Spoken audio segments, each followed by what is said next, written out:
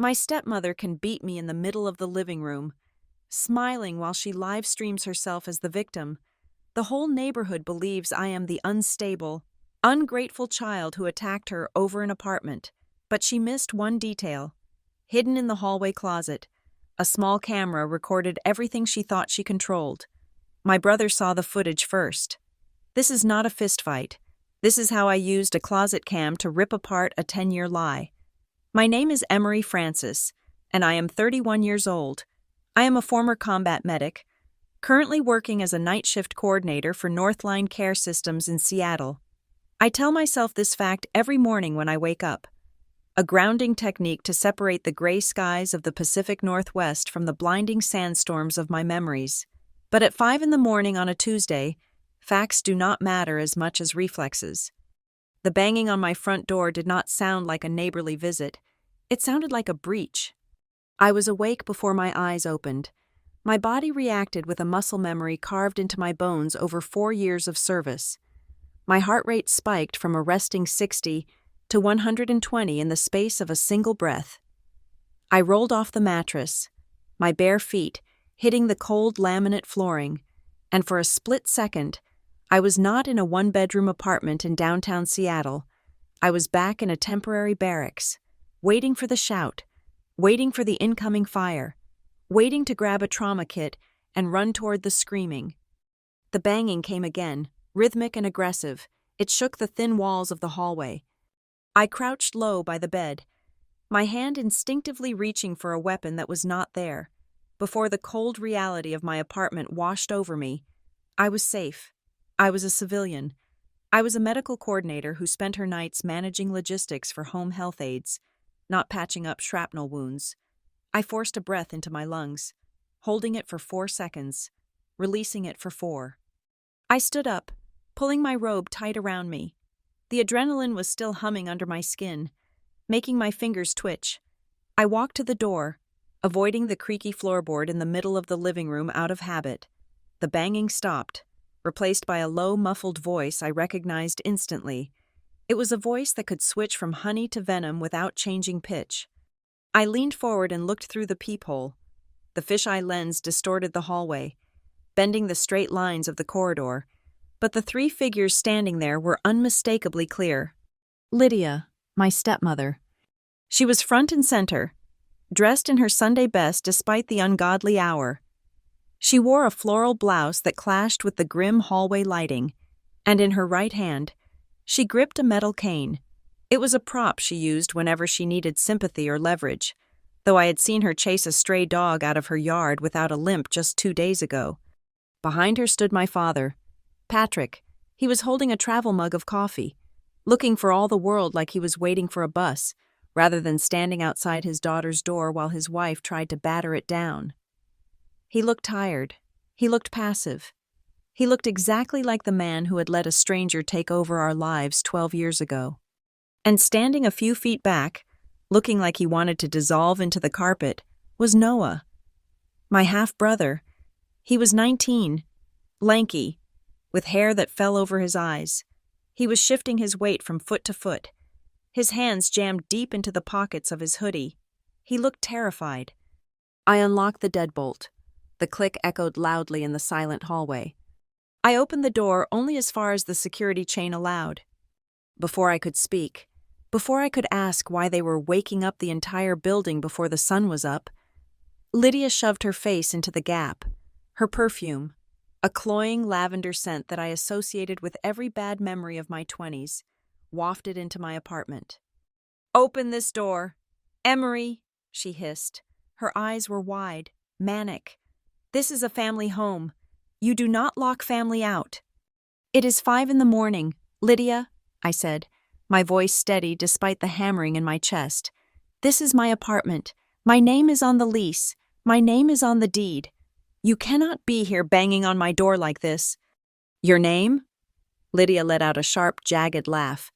She turned her head slightly to ensure Patrick could hear her. "Did you hear that, Patrick? She says it is her name, as if she did not use our money to buy it, as if she did not steal from the family pot to secure this little nest." "I used my VA loan," I said, trying to keep the volume down. I used my savings from the service. I showed you the paperwork. Dad, you saw it." I looked at my father. He took a sip of his coffee and looked at the ceiling, refusing to meet my gaze. "Lydia just wants to talk. Emery, just let us in. It is cold out here." "Talk?" I asked. "She is holding a cane like a baseball bat. Dad." "Do not speak about your mother that way," Patrick mumbled, almost mechanically. "She is not my mother," I said. It was an old argument, a tired script we had acted out 1,000 times. "Open it!" Lydia shrieked, slamming the metal tip of her cane against the doorframe. Wood chips scattered onto the floor. "You ungrateful little brat! We need to inspect the property. Noah needs a place to stay closer to the college, and since you are obviously struggling to maintain this place alone, we are doing you a favor." My patience snapped. I closed the door, slid the chain off, and opened it fully. I did not step back. I stood in the doorway, blocking their entry. I was 5'7", but in that moment, I made myself take up as much space as possible. I reached for the small table by the door and grabbed the file folder I had left there the night before. I had been organizing my tax documents, anticipating something like this might happen, though not this violently or this soon. "Look," I said, holding up the documents. "This is the deed. Emery Francis, sole owner. This is the bank statement showing the down payment coming directly from my service savings account. No transfers from you. No transfers from Dad. This is mine. No one needs to break the door down. No one needs to inspect anything." Lydia did not even look at the papers. She swatted at them with her free hand, knocking the folder to the floor. Papers scattered across the entryway. My credit report, my discharge papers, the bank statements I had been so proud of. "Paperwork can be forged," she shouted. "You think you are so smart with your military benefits and your secrets? You manipulated your father. You took advantage of our generosity while you were playing hero overseas. And now you think you can cut us out?" She reached into her purse and pulled out her phone.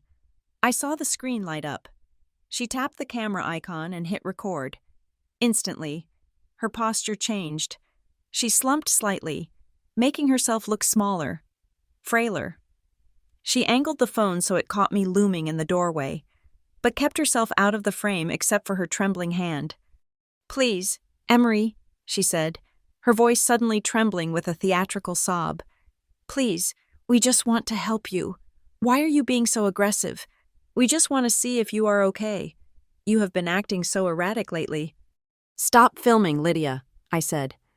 "I am documenting this for your own good," she said, stepping closer. The phone was inches from my face. "The doctor said you might have episodes.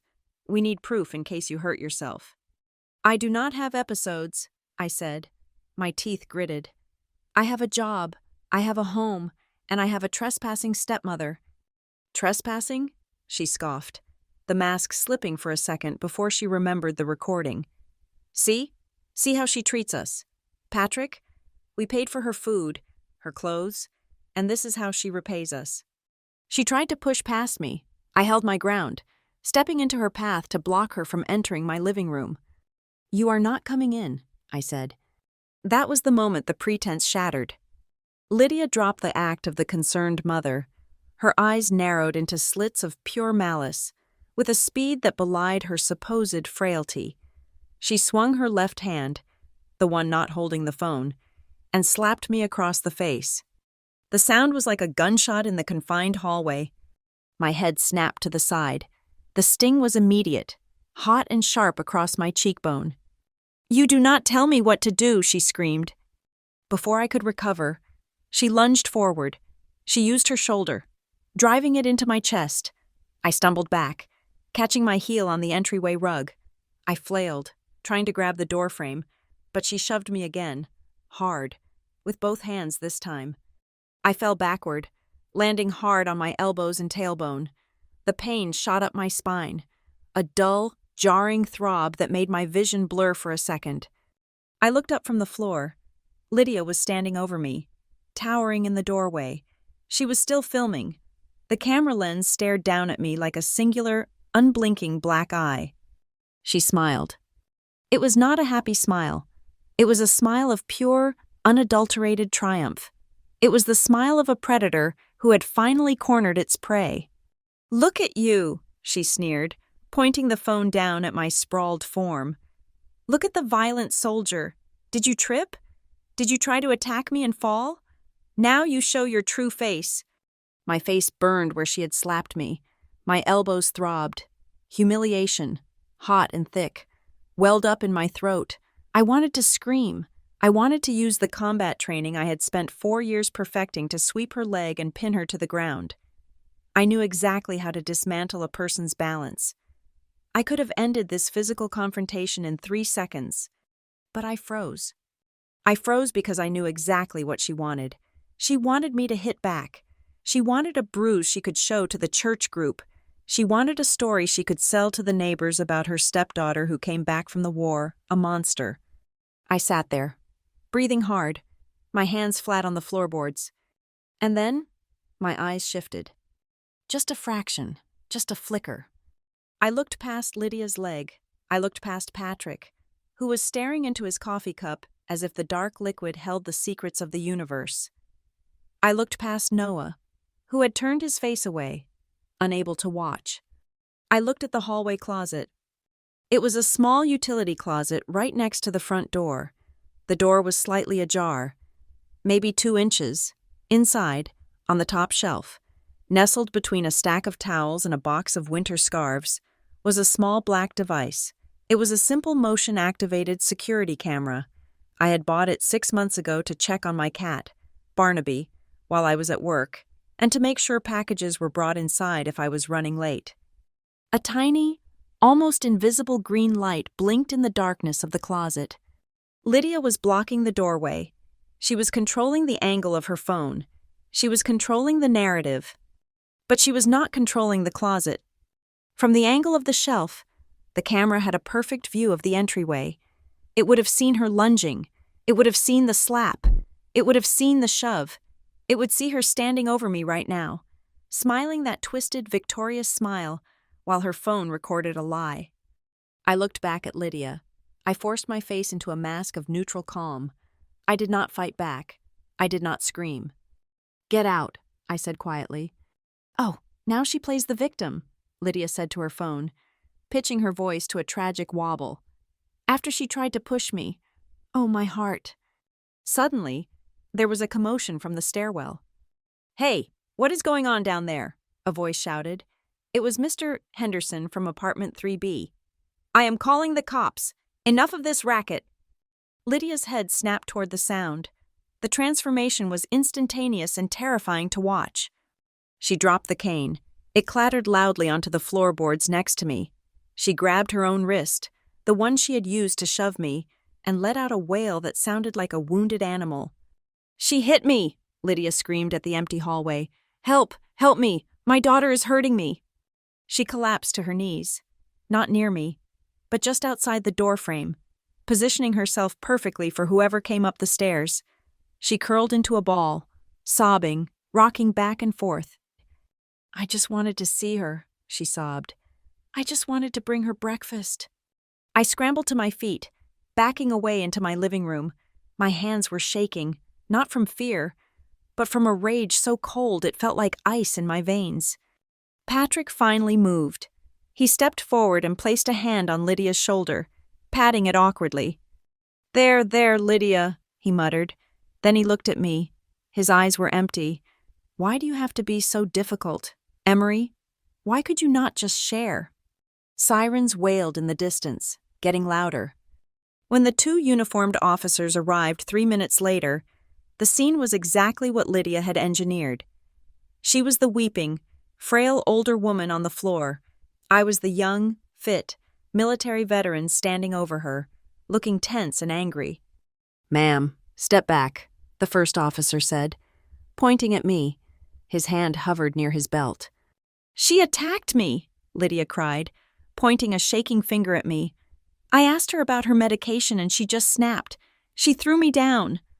"I did not touch her," I said. "She broke into my apartment. She hit me." The officer looked at me, then at Lydia.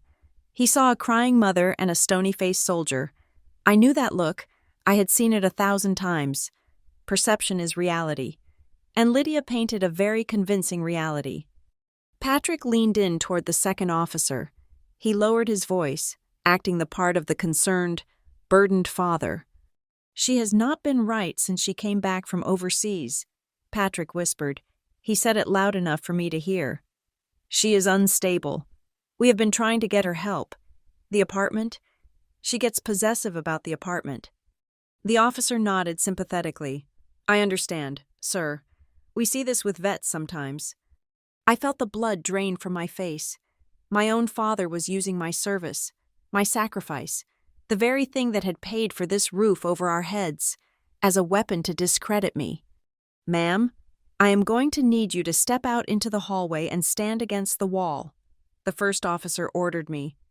"Keep your hands where I can see them." I walked out of my apartment.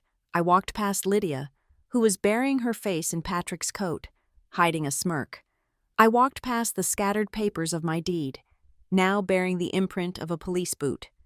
I stood against the wall, the cold plaster seeping into my thin robe. My cheek throbbed where she had slapped me. My tailbone ached. I looked down the hall. Noah was standing by the emergency exit sign. He had not said a word the entire time. He had watched the slap. He had watched the shove. He had watched his mother lie to the police.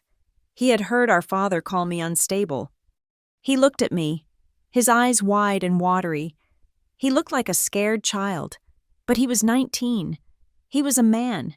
He had eyes. He had seen the truth. But he was also the boy Lydia had raised. He was the boy who depended on her for his tuition, for his car, for his affection. The police were taking statements. Lydia was already spinning a tale of woe, showing them the edited, shaky footage on her phone where I looked like a looming threat. I closed my eyes for a second, feeling the rhythmic thud of my heart against my ribs. Noah saw it.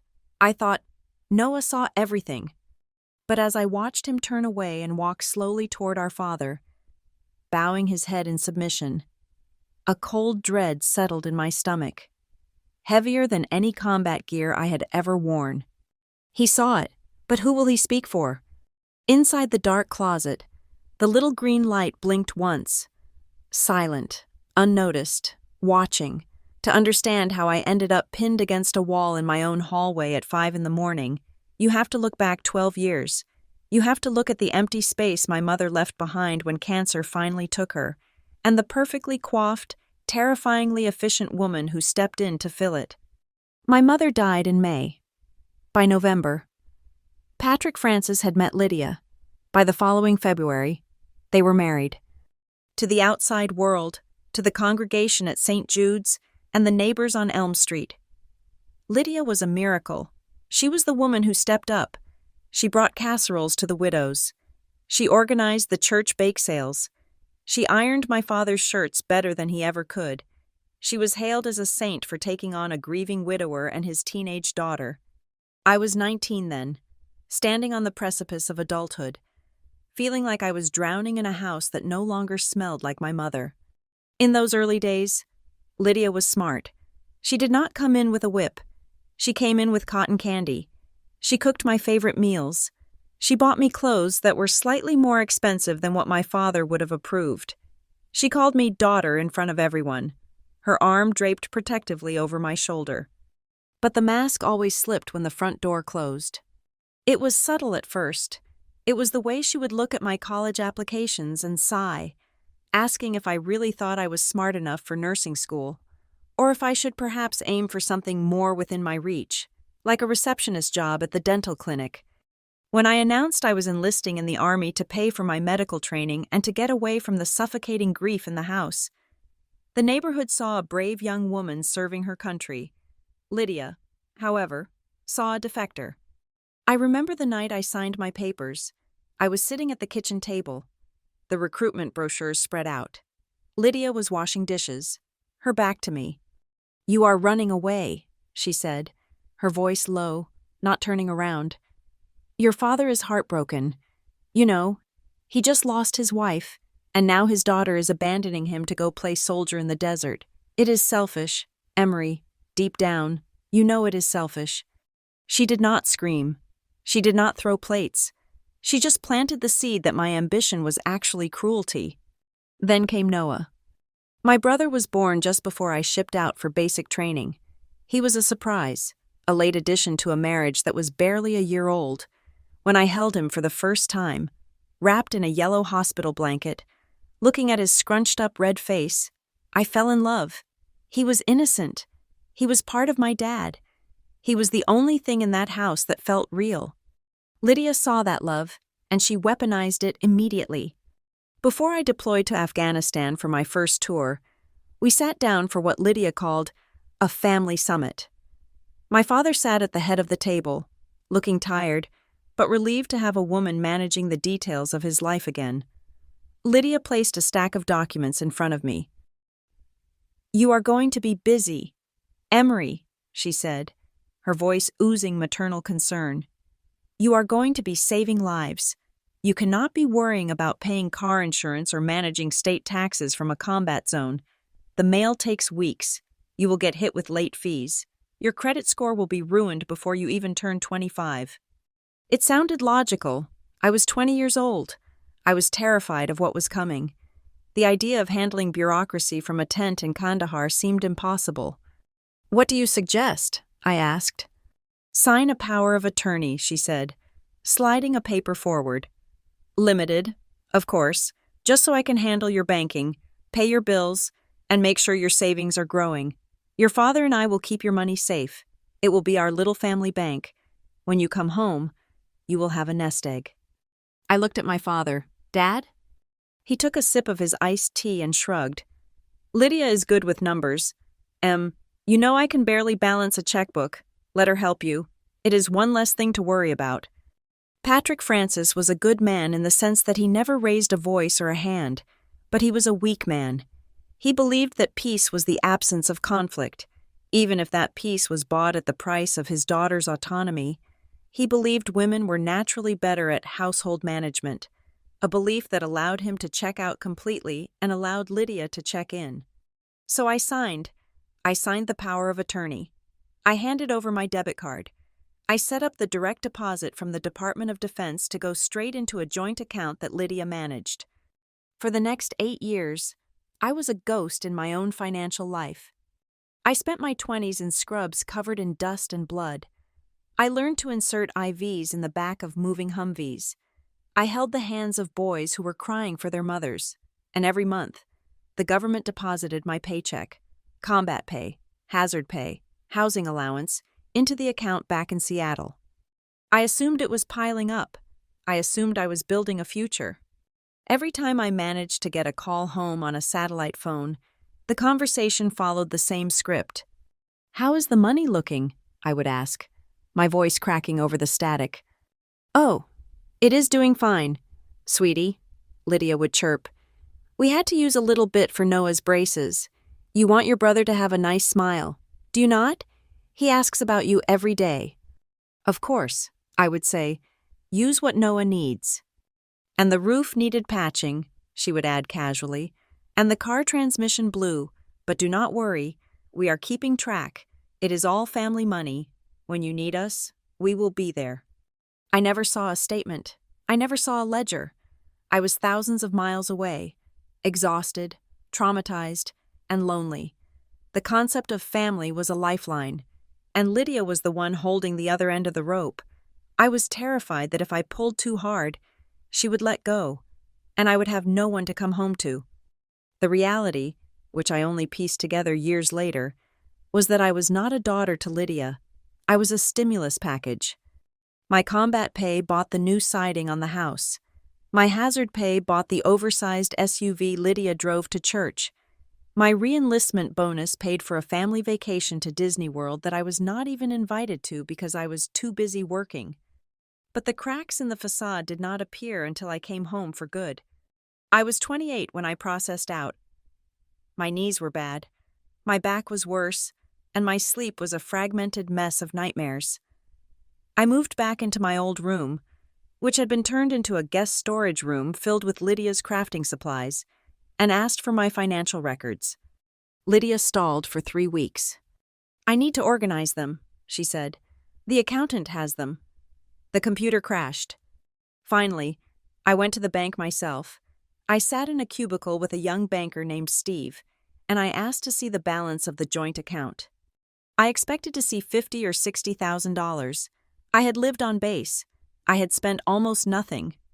"The current balance is $412.30, Steve said. I felt the blood drain from my face. "That is impossible. I sent home $3,000 a month for years." "I see the deposits," Steve said, turning the screen. "And I see the withdrawals. Transfers to Lydia Francis Personal, payments to Nordstrom, payments to Royal Caribbean Cruise Line." I went home that day with a stack of printouts, shaking with a rage I had never felt on the battlefield. I confronted them in the living room. Lydia did not apologize. She did not act caught. She went on the offensive. "How dare you?" she spat, her eyes welling with instant, weaponized tears. "After everything I did for you, I raised your brother, I took care of your father. I kept this house standing while you were off playing hero. You think groceries are free? You think heating oil is free? I paid for a cruise. Lydia," I shouted, waving the paper. "I paid for a cruise you took 2 years ago." "That was for your father's health," she screamed back. "He was stressed. He needed a break. Are you saying you begrudge your father a week of relaxation?" "You are so selfish, Emery, just like your mother." I looked at my father. He was sitting in his armchair, studying his shoes. "Dad," I said, "did you know? Did you know she spent it all?" "Now, Emery," he said softly, refusing to look at me. "Lydia manages the household. It all goes into one pot. We are a family. We do not count pennies against each other." "It was not pennies, Dad. It was $80,000. "Money comes and goes," he mumbled. "Family is forever." That was the moment I realized my father was not a victim. He was a collaborator. He enjoyed the new roof and the cruise and the easy life, and he chose to believe Lydia's lies because it was easier than confronting the fact that they were robbing his daughter blind. I stopped the direct deposits that day. I opened a new account at a different bank. I cut off the flow. And that was when the smear campaign began. Lydia told the neighbors I had come back damaged. She told the church group that the war had made me paranoid and greedy. She spun a story that I had demanded they pay me back for raising me, that I was trying to extort them. She has forgotten where she came from. Lydia would sigh to Mrs. Gable next door. "We sacrificed so much to send her packages, to support her, and now she hoards every cent. It breaks my heart." But the worst part was Noah. Noah was 10 years old by then. He worshipped the ground I walked on. Or at least, I thought he did. But he lived in a house where the radio station was tuned exclusively to the Lydia show. He would overhear conversations. He would hear Lydia crying on the phone to her sister, saying, "I do not know how we will pay for Noah's soccer camp now that Emery has cut us off. I guess she does not care about his happiness." Noah began to look at me differently. The hero worship faded, replaced by confusion and then resentment. One afternoon, I found him sitting on the porch, kicking at the railing. I sat down next to him. "Hey, buddy," I said. "What is wrong?" "Mom says we cannot go to the water park this summer," he mumbled. "Oh," I said. "Why not?" He looked up at me, his eyes full of accusation. "Because you took all the money. Mom said you are rich, but you will not share. She said family is supposed to share, but you only care about yourself." It felt like a physical blow. Lydia had not just stolen my money. She was stealing my brother. She was rewriting history in real time, painting me as the villain in a narrative I had funded. "Noah," I said, trying to keep my voice steady, "that is not true. I work hard for my money, and Mom and Dad, they have their own money." "But Mom said you owe us," he said, repeating a line he must have heard a dozen times. "She said we took care of you when you were little, so you have to take care of us now." I looked at this 10-year-old boy, parroting the logic of a financial predator. I realized then that I was not a person to them. I was not Emery. I was an asset. I was a walking wallet that had suddenly snapped shut, and they were angry the way you get angry when a vending machine eats your dollar. That was the day I moved out. I rented a tiny studio apartment, picked up extra shifts at Northline Care Systems, and started saving from zero. I bought my own car. I started rebuilding the credit score they had dented. But I made a mistake, a fatal, sentimental mistake. I did not revoke the power of attorney. I thought about it. I even downloaded the form. But Lydia called me, weeping, saying she was sorry, that she was just stressed, that she loved me. She begged me not to make it legal and ugly. She said, "We are family. Emery, do not get lawyers involved. It insults your father." And because I was conditioned to please them, because I still wanted to be allowed in the house to see Noah, I let it slide. I thought, I have changed banks. I have changed passwords. What can she do with a piece of paper? I underestimated her. I underestimated how deep her entitlement ran. I thought the theft was over because I had closed the tap. I did not realize that to Lydia, my refusal to pay was not just a boundary, it was a declaration of war.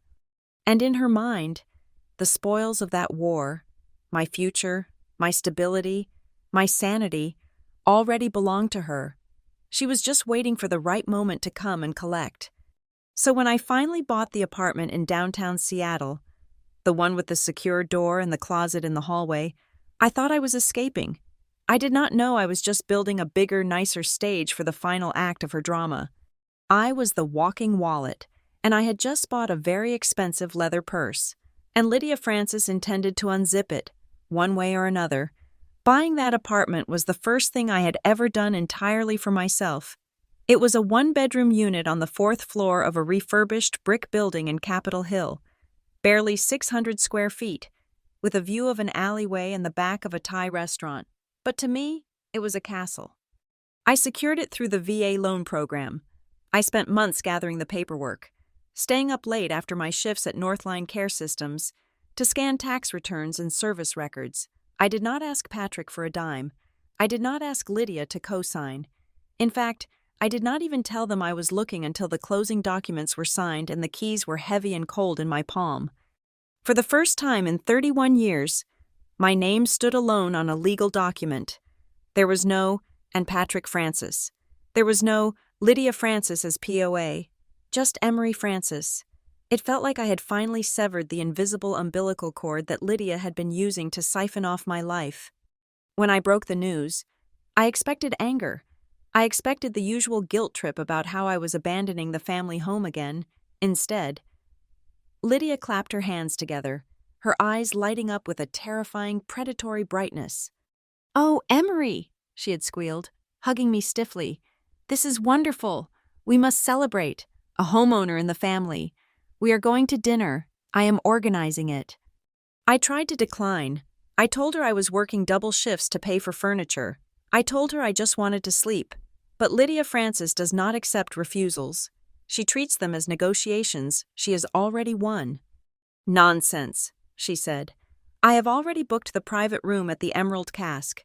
I invited Aunt Sarah, the Millers, and Pastor Dan. Everyone wants to congratulate you." The Emerald Cask was the kind of restaurant where the menus did not have prices, and the waiters scraped crumbs off the tablecloth with a little silver blade between courses. It was exactly the kind of place I hated. It was loud, performative, and expensive. But I went. I went because a small, stupid part of me still wanted my father to look at me and say, "Good job, kid." I wore a navy blue dress I had bought at a thrift store. Lydia arrived in a shimmering gold number that cost more than my first month's mortgage payment. Patrick was in his Sunday suit, looking uncomfortable as he tugged at his collar. Noah, now 18 and fresh out of high school, looked like a deer in headlights, wearing a blazer that was slightly too big for him. The round table was set for 12. I was seated not at the head, but to Lydia's right. She took the head of the table, naturally. She ordered the wine. She ordered the appetizers. She played the role of the benevolent matriarch perfectly, laughing at Pastor Dan's jokes and touching Aunt Sarah's arm with feigned intimacy. For the first hour, it was almost pleasant. People asked about my job at Northline. They asked about the square footage. I felt a flicker of pride. Maybe, just maybe, this was a turning point. Maybe they were finally seeing me as an adult, separate and successful. Then came the toast. Lydia tapped her spoon against her crystal wine glass. The sharp ding, ding, ding cut through the chatter. The room fell silent. The waiters froze in the shadows. Lydia stood up, beaming. She placed a hand on my shoulder, her grip firm, her nails digging slightly into my skin through the fabric of my dress. "I want to propose a toast," she began, her voice pitching into that sweet melodic tone she reserved for public speeches. "To our Emery, our soldier, our nurse. She has worked so hard, hasn't she, everyone?" "Here, here," Uncle Mike mumbled, raising his glass. "She has been through so much," Lydia continued, looking down at me with misty eyes. "And we have worried about her, we have prayed for her, but today, she has taken a big step. She has bought a beautiful apartment right here in the city." She paused for effect. I smiled, feeling my face heat up. It was actually a nice speech. I reached for my glass to take a sip. "And," Lydia said, her voice swelling with emotion, "she has secured a future for this family. You know, Patrick and I were so worried about Noah starting college in the fall. The dorms are so expensive, and they are so unsafe these days. But God provides. He truly provides." I froze. The glass stopped halfway to my mouth. Lydia turned her gaze to Noah, who was sitting across the table, picking at a bread roll. "With this new apartment," Lydia announced, gesturing grandly, "Emery has made sure that her little brother has a safe, beautiful place to live while he studies. It is a family investment, a home for all of us. It is just so touching to see siblings taking care of each other like this. To Emery, and to Noah's new chapter." "To Noah," the table chorused. My stomach dropped through the floor. The wine in my mouth tasted like vinegar. Aunt Sarah leaned across the table, beaming at Noah. "Oh, that is wonderful. Noah, you are going to be right downtown. You can walk to campus, and you will have your big sister to cook for you. Isn't that lucky?" Yeah, Noah stammered, looking confused. He looked at me, then at Lydia. "I mean, it is cool." "It is more than cool," Mrs. Miller chimed in. "It is responsible. It is so good to see you finally stepping up to help the family. Emery, after being away for so long, this is a lovely gesture." They were congratulating him. They were praising me, but not for owning a home. They were praising me for providing a dormitory. I set my glass down. It hit the tablecloth with a heavy thud. "Wait," I said. My voice was quiet, but in the hush of the room, it carried. Lydia looked down at me, her smile tightening at the corners. "What is it, sweetie? Do you want to say a few words?" "I think there is a misunderstanding," I said, pushing my chair back slightly. I looked around the table. "The apartment is a one-bedroom unit. It is 600 square feet. There is no second bedroom. There is no space for a roommate." The air in the room shifted. Aunt Sarah's smile faltered. Patrick stared intently at a spot on the wallpaper. Lydia laughed. It was a light, tinkling sound, dismissive and airy. "Oh, Emery, always so literal," she said, patting my shoulder harder this time. "Noah does not need a palace. He can take the couch, or you can partition the living room. Family makes it work. That is what we do." "No," I said. I stood up. My legs felt shaky, but I locked my knees. "Lydia, we never discussed this. Noah is not moving in. I bought this place for me. I signed the papers. I am paying the mortgage. It is not a family investment. It is my home." The silence that followed was heavy and suffocating. It was the kind of silence where you could hear the air conditioning humming. Lydia's face did not change, but her eyes went cold, dead cold. "Emery," she said, her voice dropping an octave, losing its sugary coating. "Do not be selfish. Not tonight. Not in front of everyone." "I am not being selfish," I said, my voice rising slightly. "I am stating a fact. Noah has a dorm application. We talked about this. Dad? I looked at my father. Dad, tell them I bought this place for myself. Patrick looked up, his face flushed. He looked trapped. He looked from Lydia, who was glaring at him with focused intensity, to me. Emery, sit down, he muttered. It is a celebration. Let's not ruin dinner over details. Details? I repeated. Dad, she just told everyone my brother is moving into my house. That is not a detail. Family is family, Patrick said, his voice taking on that familiar pleading whine. What is yours is ours, right? We helped you when you needed it. Why are you counting pennies now? It is ugly. Emery, it makes you look hard. I looked at Noah. Did you know about this? Noah shrank into his blazer. Mom said it was the plan. She said since you used the family name to get the loan, it was basically everyone's place. I used my service record, I snapped. I did not use the family name. I used my credit. Okay, that is enough, Lydia snapped. She turned to the guests, her smile snapping back into place like a rubber band. She is just tired. You know how she gets. The night shifts make her a little intense.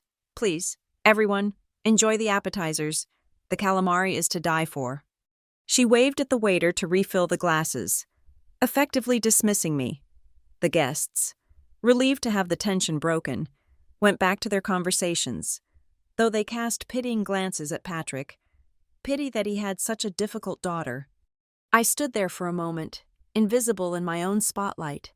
I realized then that to them, my ownership was a technicality. In their minds, I was just the steward of a resource that belonged to the collective. I was the mule that had carried the gold up the mountain, and now they were ready to unload it. I grabbed my purse. I am leaving. You will do no such thing, Lydia hissed under her breath. I am going home, I said, to my home, alone. I turned and walked toward the exit. I had to weave through the waiters carrying trays of expensive beef. My heart was pounding so hard I could feel it in my throat. I was halfway to the coat check when I felt a hand clamp around my upper arm. It was not a gentle grip. It was a claw. I spun around. Lydia had followed me. We were in the dimly lit corridor between the dining room and the kitchen. The music was muffled here. She was not smiling now. Her face was twisted into a snarl that would have terrified the church choir. Get back in there, she whispered, her voice shaking with rage. You are embarrassing me. You are embarrassing your father. Let go of my arm, Lydia, I said. You ungrateful little bitch, she spat. You think a piece of paper makes you big? You think you are better than us? You owe this family. You owe us for every meal you ate, for every day we tolerated your sullen attitude. That apartment is the least you can do.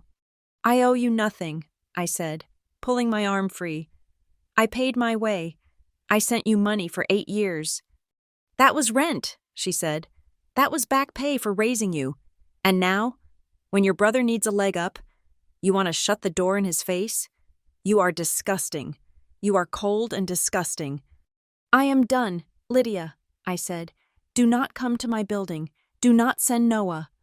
We will come whenever we like, she said, straightening her dress and smoothing her hair.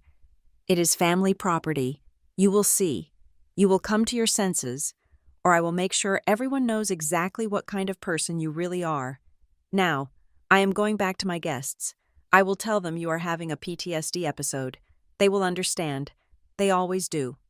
She turned on her heel and walked back toward the dining room, transforming instantly as she crossed the threshold, laughing at something the hostess said. I walked out into the cool Seattle rain. I did not wait for the valet. I walked 3 blocks to where I had parked my 10-year-old sedan to avoid the valet fee. I drove home in silence. The rain blurred the city lights on my windshield. When I got to my building, I did not go upstairs immediately. I went to the hardware store around the corner, 10 minutes before they closed. I bought a new deadbolt, a heavy-duty one, $150. I went up to my apartment, and I got my toolbox. I unscrewed the lock the developer had installed, the one Lydia had helpfully asked for a copy of the key to, just for emergencies. A week ago, I had given it to her because I was tired and I wanted to avoid a fight. I realized now that there was no such thing as avoiding a fight with Lydia. There was only surrendering or engaging. As I screwed the new strike plate into the frame, the metal biting into the wood, I realized something terrifying. Most people install locks to keep out strangers. They install them to keep out thieves and murderers. I was installing a lock to keep out my father. I was installing a lock to keep out the woman who had raised me. I was installing a lock to keep out my brother. The danger was not out there in the dark. The danger was the people who felt entitled to walk in without knocking. I finished the installation. I closed the door. I turned the thumb turn. The bolt slid into place with a solid, definitive thunk. I leaned my forehead against the cold wood of the door. Lydia had called it a family investment. She was right about one thing. It was an investment. But it was an investment in my survival. And tonight, the price had just gone up. I looked down the hallway at the closet door. It was slightly ajar. I walked over and nudged it open. The little black camera sat on the shelf, dark and dormant. I reached up and turned it on. Just in case, I whispered to the empty apartment. Because I knew the dinner was not the end. The dinner was just the opening statement. The trial had begun, and I was the only one who had not realized I was being prosecuted. The most dangerous weapon Lydia Francis ever pointed at me was not a metal cane. It was not a kitchen knife. It was a ballpoint pen with blue ink and a stack of paper that smelled like her lavender perfume. To understand how I almost lost my home without ever leaving my living room, you have to go back 7 years. I was stationed at a forward operating base, 3 weeks into a rotation that felt like it had lasted a decade. We were understaffed. I was running on 4 hours of sleep a night, fueling myself with instant coffee and adrenaline. My hands were chapped from antiseptic, and my brain was a fog of triage protocols and supply manifests. That was when the package arrived. It was a standard care package, the kind families send to make themselves feel better about your absence.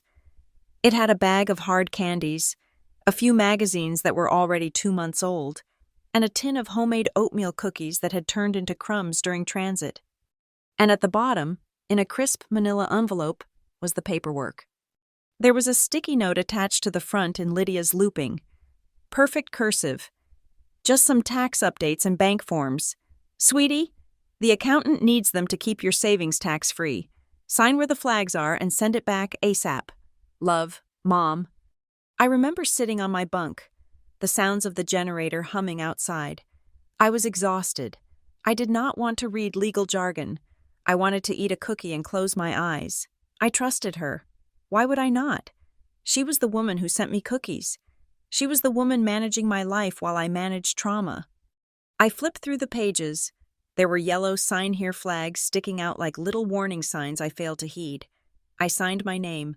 Emery Francis, Emery Francis, Emery Francis. I did not read the paragraph on page 4, section B. I did not notice that the tax update was actually a durable power of attorney, granting Lydia Francis the right to act on my behalf in matters of real estate, banking, and business formation. I did not notice that unlike the temporary deployment POA I had signed before, this one did not have an expiration date tied to my return to the United States. I put the papers back in the envelope, sealed it, and dropped it in the outgoing mail bin. I went to sleep, thinking I had just been a responsible daughter. I had actually just handed her the keys to my future burial. Fast forward to 3 weeks after the dinner party from hell. I was sitting in my kitchen, drinking tea, staring at a piece of mail that had just arrived. It was from a bank I did not use. Cascade Community Lending. It was a thick envelope, the kind that usually brings bad news. I opened it. Inside was a letter printed on heavy stock paper. Dear Ms. Francis, regarding your application for a small business expansion loan, reference number 4922 Alpha. I frowned. I had not applied for a loan. I had just bought an apartment. My credit was frozen, or so I thought. I read on. We regret to inform you that your application to serve as co-borrower for Lydia's Boutique and Home Goods LLC has been declined due to a discrepancy in the provided signature verification and an alert on the collateral title. My hands started to shake. I set the cup down. Co-borrower, Lydia's boutique. I grabbed my phone and dialed the number at the bottom of the letter. I spent 20 minutes navigating a robot menu, my rage building with every robotic prompt. Finally, a human voice answered. Loan department, this is Sarah. My name is Emery Francis, I said, my voice sounding calm and detached, a skill I had learned in triage. I received a rejection letter for a loan I never applied for. One moment. Ms. Francis, let me pull up the file. I heard the clicking of a keyboard. Okay, I see here an application submitted 10 days ago. Primary borrower is Lydia Francis. Co-borrower is Emery Francis. The loan amount requested was $60,000. $60,000. I did not sign that, I said. I did not agree to that. Well, Sarah said, her voice becoming guarded. The application included a notarized power of attorney document signed by you, dated 7 years ago. It grants Ms. Francis full financial proxy. The room spun, the barracks, the cookies, the sticky notes. She used a 7-year-old paper to try and take out a loan in my name? Technically, the document is valid until revoked, ma'am, Sarah said. However, our fraud department flagged it. The signature on the digital application did not match the wet signature on your mortgage deed, which is public record. And when we ran the title search on the collateral— Collateral? I choked out. Yes, the collateral listed for the loan security was a residential property at 402 Pine Street, Unit 4B, my apartment. Lydia had walked into a bank, or rather, sat at her computer, and tried to mortgage my home, the home I had just banned her from, to fund her hobby shop. She had tried to leverage the roof over my head to buy scented candles and throw pillows. Ms. Francis? The banker asked. Are you there? I am here, I said. Sarah, I need you to listen to me. I did not authorize this. That power of attorney was for when I was deployed. I want this flagged as fraud. I want a copy of everything sent to me immediately. I can send you the rejection packet, Sarah said. But since the loan was denied, no money was exchanged. Technically, no loss occurred. She tried to steal my house, I whispered. I cannot make a legal determination on that, Sarah said, retreating into corporate safety. But I will mark the file. I hung up. I sat in silence for a long time. The tea went cold. I did not call Lydia. I did not go to her house and scream. That is what the old Emery would have done. That is what the emotional, unstable daughter she painted me as would have done. Instead, I got up, put on my coat, and drove to the Veterans Legal Aid Clinic in downtown Seattle. I had an appointment with a lawyer named Elena Price. I had met her once at a networking event for veterans, a sharp woman with graying hair and eyes that looked like they could cut glass. She had told me, "If you ever have trouble with the system, call me." I sat in her office, surrounded by stacks of case files. I laid the rejection letter on her desk. I explained the care package. I explained the dinner party. I explained the threats. Elena read the letter. She leaned back in her chair, took off her glasses, and rubbed the bridge of her nose. "This is bold," she said. "Stupid, but bold." "Is it legal?" I asked. "Can she just use a paper from 7 years ago?" "That is the problem with durable powers of attorney," Elena said, putting her glasses back on. "Unless you revoke them in writing, and unless you notify the institutions, they stay alive. They are like zombies. They just keep walking until you shoot them in the head." She picked up a pen and started tapping it on the desk. "However," Elena continued, her voice sharpening, "a power of attorney creates a fiduciary duty. That means the agent, your stepmother, is legally required to act in your best interest. Using your credit and your asset to fund her business, without your knowledge, is a breach of that duty. It is self-dealing. And since she tried to forge your digital signature on the application, rather than signing as Lydia Francis, POA for Emery Francis, we are looking at attempted fraud." "So I can have her arrested?" I asked. Elena shook her head. "Not yet. The police will look at this and see a family dispute. They will say, "Hey, the loan was denied. No harm, no foul." They will say it is a civil matter, and Lydia knows that. She knows how to walk the line. So what do I do? I felt the panic rising again. She has the paper. She could go to another bank. She could go to a payday lender. First, Elena said, pulling a fresh legal pad toward her. We kill the zombie. We draft a revocation of power of attorney today. We notarize it. We send it via certified mail to Lydia, to your father, and to every bank in the state of Washington where you think she might have sniffed around. We burn the bridge publicly. She wrote something down, the scratch of the pen loud in the quiet office. Second, she said, looking me in the eye, we stop playing defense.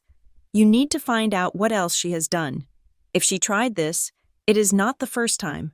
She has been managing your money for 8 years. Emery, you need to dig. Dig where? Emails, old letters. Verify every tax return she filed in your name. Check your credit report from all 3 bureaus. Look for inquiries. Look for accounts you do not recognize. We need a pattern. We need to show that this wasn't a one-time mistake, but a systematic predation. She tore the sheet off the pad and handed it to me. It was a list of instructions. Do not call her, Elena warned. Do not text her. Do not tip your hand. Let her think the loan was just denied by the bank's algorithm. Let her think she is still safe. If she knows you are hunting, she will shred everything. I left Elena's office with a mission. I went home and turned my dining table into a war room. I opened my laptop. I logged into the email account I had used since basic training. I searched for Lydia. I searched for tax. I searched for bank. I found thousands of emails. Most were fluff. Thinking of you. Praying for you. Look how big Noah is getting. But buried in the noise were the receipts.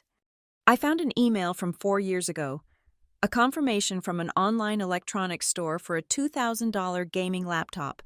The shipping address was my father's house. The billing name was Emery Francis. I found a notification from the IRS from 3 years ago about an amended return. Lydia had claimed a deduction for education expenses, Noah's private tutoring, against my income, claiming he was my dependent because I provided more than half his support. She had used my money to pay for him, then used him to lower her tax liability on the joint filing she managed. I printed it. I found a digital receipt for a furniture store, a leather sectional sofa, $3,000, paid for with a military star card I did not even know I still had active. I printed it. I went further back. I found the emails where I had asked about my savings balance, and her replies.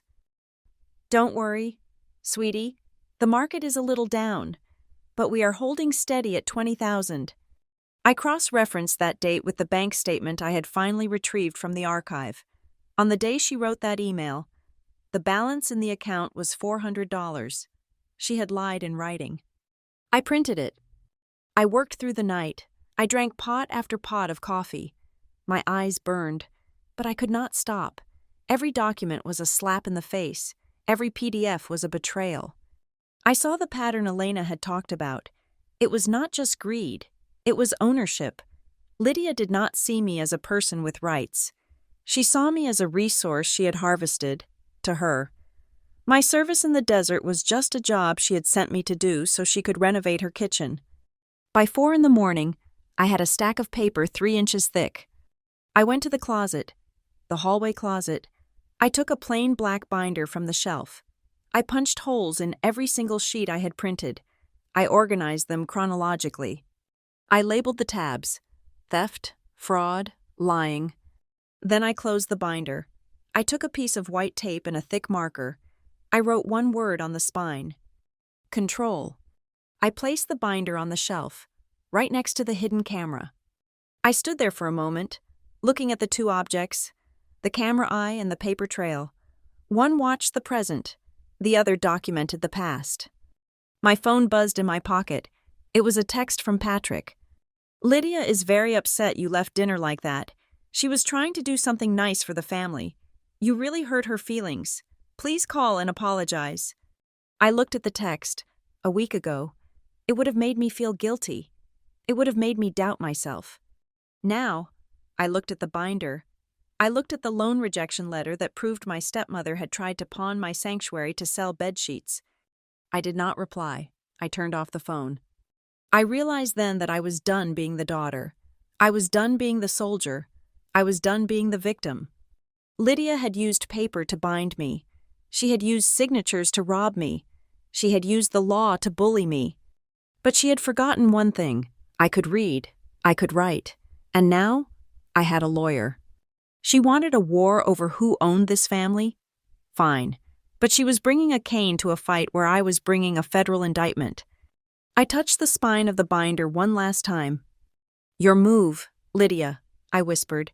In the modern age, you do not need a gun to assassinate someone.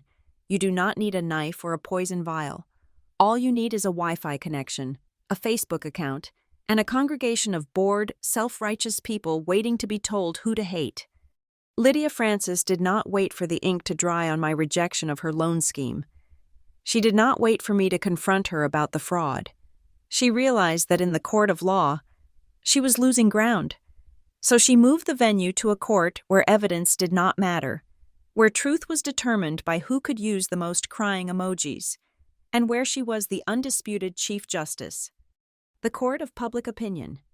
I was at work at Northline Care Systems, 3 hours into a graveyard shift. When the first mortar round landed, I was reviewing a scheduling conflict for a home health aide in Tacoma when my phone buzzed.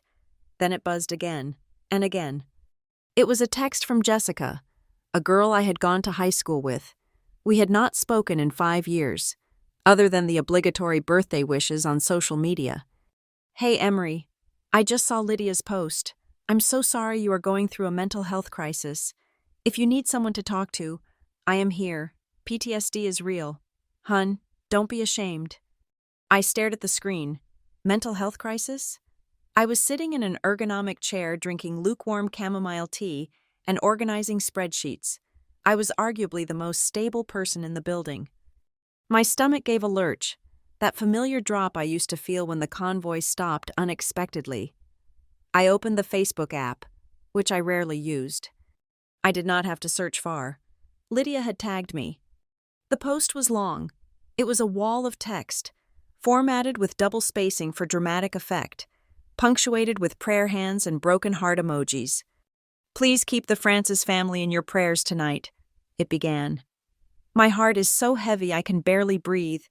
We were so proud when our daughter Emery came back from overseas. We thought the war was over, but we are learning the hard way that sometimes the soldiers bring the war home in their hearts. I felt the blood drain from my face. She was using my service. She was using the uniform I wore to paint me as damaged goods. We have tried everything to help her adjust. Lydia continued. We welcomed her. We supported her. But the anger is deep. She has cut us off. She has become paranoid and aggressive, hoarding resources while the rest of the family struggles to keep our heads above water. It breaks a mother's heart to be shut out by the child she raised, especially when that child is hurting the people who love her most over money. We just wanted to be together. We just wanted a home where her brother could be safe. But sickness of the mind is a terrible thing. Below the text was a photo. It was a picture of Lydia standing on the sidewalk across from my new apartment building. She was looking up at my windows, her back to the camera, her hand resting on a lamppost in a pose of tragic longing. The lighting was gray and somber. The caption read, "Standing outside the doors that remain locked to family, praying that one day she remembers where she came from." I sat there, frozen. The brilliance of it was sickening. To a stranger, to the people at St. Jude's, to the neighbors. This looked like the plea of a desperate mother trying to reach a troubled daughter. She had weaponized the stereotype of the broken veteran. She had taken my desire for privacy and boundaries and rebranded it as a symptom of mental illness. I scrolled down to the comments. That was my mistake. Mrs. Gable, the neighbor who used to give me cookies. Oh, Lydia, you are such a saint to keep trying. Stay strong. God tests the faithful. Pastor Dan, we are praying for Emery's healing. Greed is a demon that preys on the vulnerable. Let us know if you need anything. A cousin I had not seen in a decade. I heard she made a scene at dinner. Unbelievable. After everything you did for her? Kids these days have no loyalty. Another comment, from a woman I did not even know. My nephew came back from Iraq like that. Total paranoia. You have to be careful. Lydia, they can be dangerous. Dangerous. Lydia had successfully planted the idea that I was a physical threat. She was laying the groundwork so that if I ever did fight back, if I ever did raise my voice, people would nod and say, "See? Lydia warned us. She is unstable." I checked Patrick's profile. My father. Silence. He had not liked the post. He had not commented on it, but he had not deleted it. He had not written a correction saying, "Actually, my daughter is perfectly sane. She just does not want to pay for my wife's candle shop." His silence was a gavel banging down in Lydia's favor. To the world, his lack of defense was a confirmation. If her own father was not defending her, the girl must truly be a monster. I closed the app. My hands were shaking. I wanted to reply. I wanted to type, in all caps. "I am not crazy. I just bought a house and she wants to steal it. She forged my signature." But I knew how that would look. It would look exactly like the ranting of the paranoid person she described. I went to the bathroom and splashed cold water on my face. I looked at myself in the mirror. I was Emery Francis. I was a professional. I paid my taxes. I saved lives. I was not this character she was writing on the internet. But the character was winning. 2 days later, the phone calls started. Not to me, to Northline. My supervisor, a no-nonsense woman named Karen, called me into her office. She looked awkward. "Emery," she said, closing the door. "We had a call today from a concerned family member." I felt the floor tilt. "Let me guess. My stepmother." "She said she was worried about your stability," Karen said, choosing her words carefully. "She mentioned you have been erratic and that you have access to medications here." "She is lying," I said. My voice was steady, but inside I was screaming. "Karen, she is angry because I stopped giving her money. This is retaliation." "I believe you," Karen said, and I could tell she meant it. "You are my best coordinator, but HR has protocols. When an allegation like this comes in, especially regarding narcotics access, we have to document it. We have to watch. Just keep your head down. Do not give them any ammunition." Lydia was not just attacking my reputation. She was attacking my livelihood. She knew that if I lost my job, I would lose the mortgage. And if I lost the mortgage, I would be vulnerable again. I would need them. That evening, my phone rang. It was Lydia. I stared at the screen. Part of me wanted to throw the phone out the window. Part of me wanted to answer and unleash 8 years of suppressed rage. I did neither. I pressed the record button on my external voice recorder, a habit I had picked up after the first meeting with Elena, and answered on speaker. "What do you want, Lydia?" "Emery, thank God," she sobbed. It was a wet, heavy sound. "I have been trying to reach you for days. Why do you hate us so much?" I saw the Facebook post. "Lydia," I said, "is that why you are calling? To ask if my demon of greed is gone?" "I had to write that," she cried. "I needed support. I am falling apart here. Emery, you do not know what is happening. The bank is calling your father. They are threatening to foreclose on the house." "That is not possible," I said. "Dad paid off the mortgage 5 years ago. I saw the paperwork before I deployed." We took out a second mortgage," she sniffed, "to help with Noah's tuition, and for the business, and now business is slow, and the payments. Emery, if we do not come up with $10,000 by Friday, they are going to start proceedings. We will be on the street. Your father, Noah, does that not mean anything to you?" "So you want money," I said. "No, not money. I know you are hoarding your cash." The venom slipped through for a split second before she caught it. "I mean, I know things are tight for you too. I just need a signature. Just a guarantee. If you sign as a guarantor, the bank will extend the term. That is all. It costs you nothing." "I am not signing anything, Lydia." Think about Noah, she screamed, her voice cracking. He is sleeping in the living room because we rented out his bedroom to a boarder to make ends meet. He is miserable. He thinks you abandoned him. He asked me yesterday, Mom, why does Emery hate me? Do you want that on your conscience? I closed my eyes. I could see Noah, lanky and confused, listening to her poison. If Noah wants to talk to me, he can call me, I said.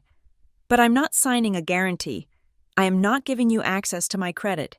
And if you try to forge my name again like you did with Cascade Community Lending, I will go to the police. There was a silence on the other end. A cold, sharp silence. You know about that? She whispered. I know everything, Lydia. You ungrateful little bitch, she hissed. The crying stopped instantly. The voice was dry as bone. You think you are smart? You are nothing. You are a sad, lonely spinster with a cat and an empty apartment. You will die alone, Emery, and when you do, we will still be the ones writing your obituary. Click. She hung up. I sat there, the recorder still running, catching the sound of my own breathing. 10 minutes later, my phone pinged. Another Facebook notification. A friend had sent me a screenshot. Lydia had posted again. This time, it was a black background with white text. It is official. The stress is taking its toll. The doctor says my blood pressure is critical. It is terrifying to face health issues when you realize that some family members would rather see you in a hospital bed than lift a finger to help. I suppose I should not be surprised. When people show you who they are, believe them. Pray for Patrick. He is watching his wife die of a broken heart, while his daughter counts her gold. The comments were immediate and vicious. She is a monster. Cut her out of the will. How can someone be so cruel to a sick woman? I knew she was not sick. I had seen her at the grocery store 2 days ago, arguing with a cashier over a coupon, looking as healthy as a horse. But the narrative was set. I was the villain. I was the wealthy, heartless stepdaughter, letting her poor parents drown in debt and illness. I looked at the control binder on my shelf. I printed the screenshot of the new post. I printed the transcript of the call I had just recorded. I punched holes in them. I added them to the section marked harassment. Elena had told me, do not engage. If you comment, you validate her. If you argue, you look defensive. Silence is your shield until we turn it into a sword. So I did not write a status. I did not text Noah to defend myself. Knowing Lydia monitored his phone, I did not call my father to ask why he was letting her lie about a foreclosure that public records showed did not exist. I sat in my apartment, the one I owned, the one that was mine. I listened to the hum of the refrigerator. I realized that Lydia was building a cage for herself. She was constructing a reality that required constant maintenance, constant lies, constant escalation. She had to be sicker, poorer, more victimized every day to keep the audience clapping. I just had to wait. I had to wait for the moment she overplayed her hand. I opened my laptop and logged into the cloud server where the hallway camera uploaded its footage. I checked the feed. The green light was steady. The angle was perfect. Keep talking, Lydia, I whispered to the screen. Write your stories. Dig your hole. I was not the mad daughter she claimed I was. I was a soldier in a defensive position, and I had infinite patience. But as I looked at the comments again, reading a stranger call me scum, I felt a single tear roll down my cheek, not from sadness, from the sheer, exhausting weight of being hated for the crime of surviving. I wiped it away. I saved the file. I closed the laptop. The war was online now, but it would end in a courtroom, and unlike Facebook, the judge would require more than a sad emoji to prove a case. The email from Lydia arrived on a Tuesday afternoon, sandwiched between a promotional offer for Scrubs and a bill for my internet service. The subject line was simply, family meeting. The text was uncharacteristically brief and devoid of the usual passive-aggressive emojis. It read, Emery, before this gets out of hand and the lawyers take everything we have, your father and I want to come over. We need to sit down as a family. No shouting, no drama, just adults talking about the future. We will bring Noah. He misses you. Thursday morning, please. My first instinct was to delete it. My second instinct was to reply with a screenshot of the restraining order application Elena Price was currently drafting, but I did neither. Instead, I called Elena. "It is a trap," Elena said immediately, her voice tinny over the speakerphone as I paced the length of my 600-square-foot apartment. "She knows we are building a case for fraud regarding the loan application. She wants to get you in a room, get you emotional, and get you to say something she can use." "So I say no," I said. "No," Elena corrected. "You say yes, but you set the terms. If she wants to talk, let her talk. But you need to protect yourself. If she admits to the loan fraud in front of witnesses, or if she threatens you, we can use that. But Emery, you have to be made of stone. Do not raise your voice. Do not cry. And under absolutely no circumstances do you touch her. If she pokes you, you step back. If she corners you, you leave the room.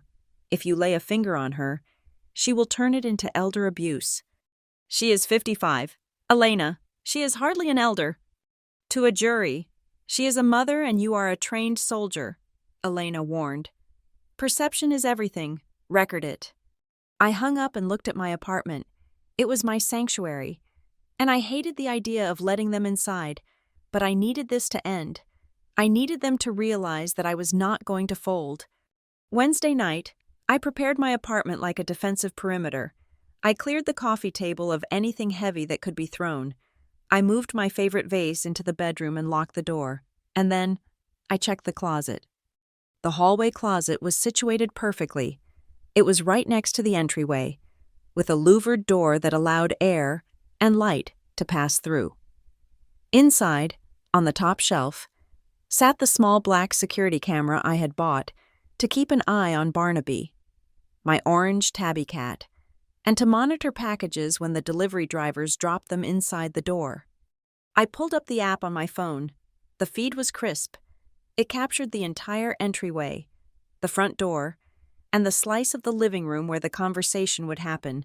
It was a wide-angle lens. It saw everything. I checked the battery, 98%. I checked the cloud storage, empty and ready. I adjusted the position slightly, moving a stack of towels so the lens had a clear line of sight through the slats of the closet door. The tiny green operating light was taped over with a piece of semi-transparent tape, making it dim but visible if you looked for it. I did not tell anyone about the camera, not even Elena. It was my ace in the hole. Thursday morning arrived with a gray, suffocating drizzle. At 8 o'clock sharp, the buzzer rang. My heart hammered against my ribs, a familiar rhythm from my days in the desert. I took a deep breath, smoothed down my sweater, and opened the door. Lydia walked in first. She was not wearing the conciliatory face I had expected from her email. Her jaw was set, her eyes hard and bright. She wore a long raincoat and carried her metal cane, tapping it loudly on my hardwood floor with every step. Patrick followed, looking like a man marching to the gallows. He refused to meet my eyes, muttering a quiet hello to the floor. And then Noah. He looked taller than I remembered, or maybe just thinner. He wore a hoodie with the hood down, his hands jammed into his pockets. He glanced at me, then quickly looked away, stepping around me as if I were contagious. "Coffee?" I offered, trying to keep my voice neutral. "We are not here for coffee," Lydia snapped. She did not sit down. She walked into the center of the living room and spun around. "We are here to stop this nonsense before you ruin this family completely." "You asked for a meeting to talk," I said, staying near the kitchen island, keeping a safe distance. "This does not sound like talking." "Do not play innocent with me," Lydia said, her voice rising instantly. "I know you went to the bank. I know you flagged the loan. Do you have any idea what you have done? You have humiliated your father." "I stopped a fraud. Lydia," I said calmly. "You tried to take out $60,000 in my name without my permission." "It is family money," she shrieked. "There is no my name and your name in this house. We raised you. We fed you. And now, when we need a bridge loan to save the business, You call the fraud department? You are a parasite. Emery, you suck us dry and then you call the police when we ask for a return on our investment. Patrick flinched. Lydia, honey, keep it down. The neighbors. Let them hear, Lydia yelled, waving her cane. Let them know their neighbor is a thief who steals from her own parents. I looked at Noah.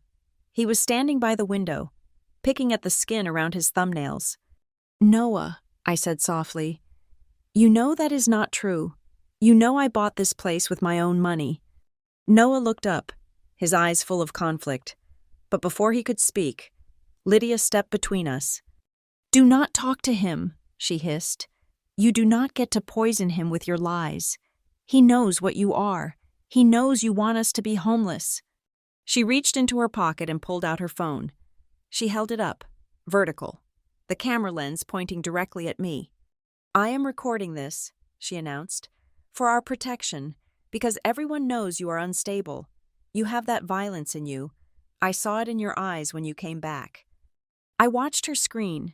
She was holding the phone close to her chest, framing the shot so that only I was visible. From her angle, I looked tall and imposing against the kitchen cabinets. She was not in the frame. Put the phone down, Lydia, I said. No, she said, her voice suddenly shifting. She adopted a trembling, fearful tone, though her face remained a mask of rage. Please, Emery, stop threatening me. I just want to leave. Please let us leave. I stared at her. Nobody is stopping you. The door is open. She is blocking the exit, Lydia cried out to the phone, stepping toward me, not away from me. Patrick, she is blocking the exit. She is going to hurt me. Patrick looked helpless. Emery, just give her the papers. Just sign the guarantee so we can go. I am not signing anything, I said. Lydia lowered the phone slightly, her eyes narrowing. You will sign, she whispered, her voice low and venomous. You will sign, and you will give me a key to this apartment, or I will make sure you lose your job at Northline. I will tell them you are stealing pills. I will tell them you are using— Get out, I said. My voice was ice. Lydia snapped. She raised her cane and brought it down hard on the wooden dining table. Crack! The sound was deafening in the small space. It sounded like a gunshot. She is hitting things, Lydia screamed, instantly raising the phone again. Help! She is destroying the house! Then she lunged. She dropped the cane and threw herself at me. It happened so fast, yet my training made it feel like slow motion. She slammed into me, her hands grabbing the shoulders of my sweater. She was strong, stronger than she looked. She shoved me backward. My lower back hit the edge of the granite counter. Pain shot up my spine. Hit me, she whispered, her face inches from mine, her spittle landing on my cheek. She was smiling, a rictus of pure, terrifying joy. Hit me back. Do it. Break my jaw. Let's see who the judge believes. I held my breath. Every instinct in my body screamed at me to strike. I knew how to disarm her. I knew how to put her on the floor in 2 seconds. My hands twitched. But I heard Elena's voice. Do not touch her. I raised my hands, palms open, keeping them near my face in a surrender position. I did not push her off. I did not grab her wrists. I let her shake me. I am not touching you, Lydia. I said loud enough for the room to hear. I am not fighting you. She shoved me again, harder this time. I stumbled sideways, my shoulder hitting the wall near the hallway. Lydia followed, pinning me against the plaster with her body weight. She reached up and slapped me. It was not a theatrical slap. It was a vicious, open-handed strike to the ear. My head rang. Useless, she spat. Ungrateful, bitch. She slapped me again. Patrick was shouting now. Lydia, stop! That is enough! Noah had turned around, his face pale, his mouth open in horror. Mom! Lydia ignored them. She was focused entirely on me, waiting for the reaction, waiting for the shove that would give her the bruise she needed. When I did not give it to her, she improvised. She stepped back, grabbed her own arm, and let out a blood-curdling scream. My arm! You broke my arm! She threw herself onto the floor, curling into a ball. She looked up at Patrick, tears instantly streaming down her face. "Did you see that?" she sobbed. "She threw me into the wall. Call the police. Patrick, call them now." I stood there, breathing hard, my ear throbbing, my back aching. I looked down at the woman writhing on my floor. It was a performance worthy of an Academy Award. Then, there was a pounding on the door. "Police, open up!" The neighbors had beaten Patrick to it. The door swung open. I had not locked it after letting them in. 2 officers burst in, hands on their holsters. They saw the tableau. An older woman crying on the floor, a young woman standing over her, and 2 men looking terrified. "Back away," the lead officer shouted at me. "Hands where I can see them." I stepped back, raising my hands again. I did not touch her. Lydia wailed louder. "She is crazy. She attacked me because I asked about her medication." The officers separated us. One took me into the kitchen. The other knelt beside Lydia. "Ma'am, are you injured?" "My arm," Lydia wept. "And my back. She shoved me so hard." I watched as Patrick spoke to the officer in the living room. I strained to hear him. "Is your daughter violent?" the officer asked. Patrick looked at me. He looked at his wife on the floor. He closed his eyes. She has a temper," Patrick whispered. "Since the war, we have been worried." My heart broke. It did not shatter. It just quietly turned to dust. My father had chosen his side. He had chosen the lie because the truth was too hard to live with. The officer in the kitchen turned to me.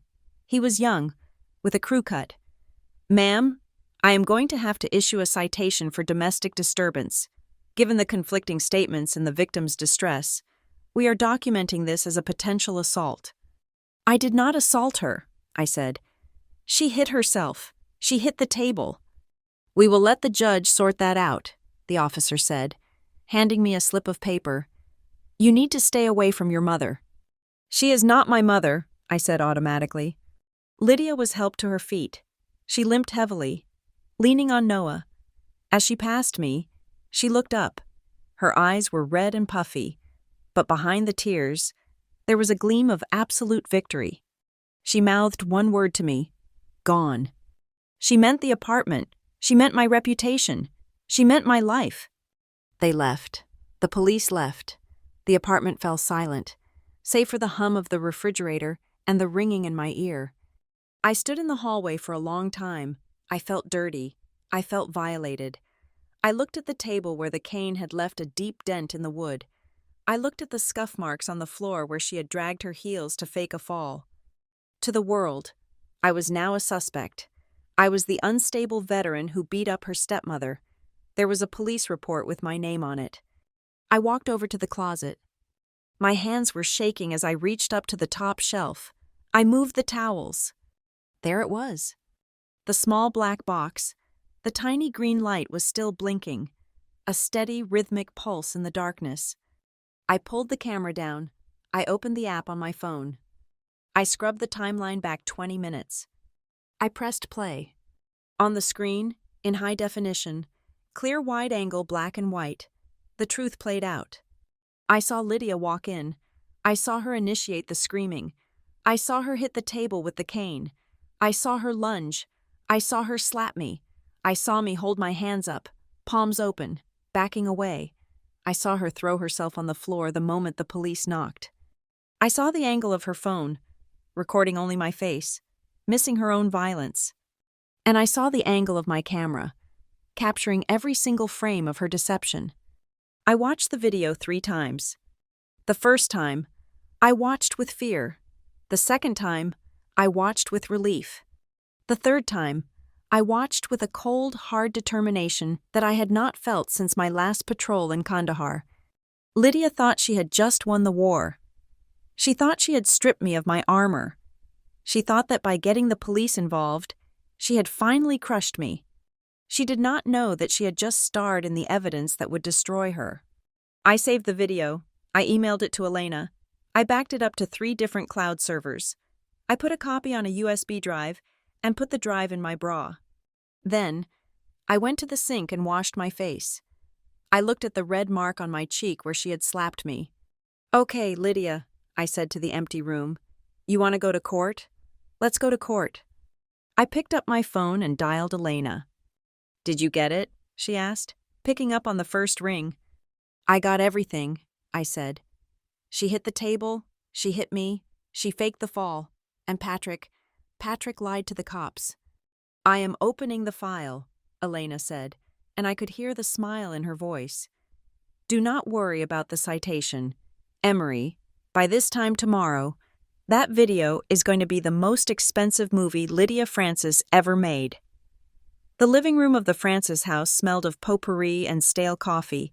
It was the smell of a crisis being managed. Noah Francis sat on the armrest of the overstuffed sofa, his legs bouncing nervously. He was 19 years old, barely a man in the eyes of the law, and currently feeling like a child trapped in a room full of giants. The house was full. Aunt Sarah had arrived within 30 minutes of the police leaving. Mrs. Miller from the church choir was there, holding a casserole dish as if lasagna could fix a domestic assault charge. And in the center of it all was Lydia. She sat in the recliner, her left arm wrapped in an ace bandage she had dug out of the bathroom cabinet. She held an ice pack to her shoulder, wincing theatrically every time someone offered her a napkin. I just do not understand it, Aunt Sarah said, shaking her head. Emery was always such a quiet girl. To think she could snap like that. It is the war, Lydia sighed, her voice trembling just enough to sell the performance. We tried to tell the officers she is not herself. When I asked about the apartment, just asked if she was safe, she lunged at me. She looked like she wanted to kill me. Noah looked at his shoes. He had been there. He had been standing right next to the window. He had seen the shouting. He had seen the bodies collide. But his memory was a blur of adrenaline and fear. Had Emery lunged? Or had Lydia stepped forward? It had happened so fast. I have the video, Lydia announced. The room went silent. Patrick, sitting in the corner, looked up from his hands. He looked gray. He looked like a man who wanted to disappear. I managed to hit record right before she threw me, Lydia said, pulling her phone out with her good hand. I did not want to show this, but I think the family needs to see the truth. We need to know what we are dealing with so we can get her help. She tapped the screen and held the phone up for Aunt Sarah and Mrs. Miller. Noah leaned in, peering over the back of the recliner.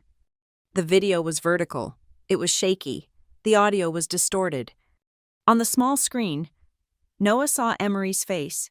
She was shouting. Her face was contorted in anger. Get out, Emery's voice screamed from the speaker. I am not signing anything. Then the camera jerked wildly. There was a blur of motion, a loud thud, and then Lydia's voice screaming, My arm! Help! She is hurting me! The video cut to black. Oh my God, Mrs. Miller whispered, covering her mouth. She sounds possessed. She is sick, Lydia said, wiping a dry eye. She is my daughter, and I love her.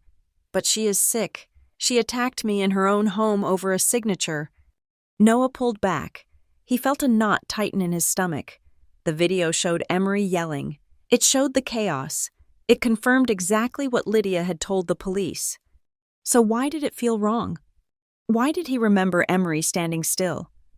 Why did he remember her hands being up, palms open, like she was surrendering, not attacking? Noah, Lydia said, turning to him. Her eyes were sharp, demanding his compliance. You were there, baby. You saw her push me, didn't you? The room turned to look at him. Aunt Sarah, Mrs. Miller, his father. They were all waiting for the witness to testify. Noah swallowed hard. I saw them hit the wall. See? Lydia nodded, satisfied. Even her brother saw it. It breaks my heart. Noah stood up. The air in the room was suddenly too thick to breathe. I am going to my room. I have homework. Go rest, sweetie, Lydia cooed. It has been a traumatic day for everyone. Noah walked down the hallway, the sound of their sympathetic clucking following him like a cloud of gnats. He went into his bedroom and shut the door. He locked it. He sat on his bed and stared at the poster of the Seattle Seahawks on his wall. He felt like a coward. He knew Emery. She had taught him how to ride a bike. She had sent him comic books from Afghanistan. She was the one who bought him his first laptop when Dad said they could not afford it. Was she really violent? Or was he just remembering it wrong because he wanted to believe his mother? He pulled his phone out of his pocket. It was an older model, a hand-me-down from Lydia when she upgraded last year. He swiped through his apps, looking for a distraction, a game, a video, anything to stop the replay of the morning in his head. His thumb hovered over a folder labeled Utilities. Inside was an icon he had not touched in 6 months, a blue icon with a stylized eye. Secure Home. He froze. 6 months ago, right after Emery bought the apartment, she had asked Noah for help. She was not great with tech setup, and she wanted a camera to watch her cat. Barnaby. Noah had gone over there with pizza. He had drilled the holes in the shelf. He had synced the camera to her Wi-Fi. And because Emery's phone had been dead at the time, he had used his own phone to set up the initial account and test the viewing angle. He stared at the icon. Did he still have access? Emery usually changed her passwords. She was paranoid about security, but she was also a creature of habit with her family. He tapped the icon. The login screen appeared. The username was autofilled. Emery Francis 88. The password field was blank. Noah's heart started to hammer against his ribs, a heavy rhythmic thud that echoed in his ears. He tried the password she used for Netflix, Barnaby 2220. Incorrect password. He tried her birthday, Emery 512. Incorrect password. He paused. He remembered that day in her kitchen. She had been laughing, eating a slice of pepperoni pizza. She had said, "Make it something easy for me to remember. Noah. Something from when we were kids." He typed in his own nickname, the one she used to call him when he was a toddler and could not pronounce his own name. No, Bear. He hit enter.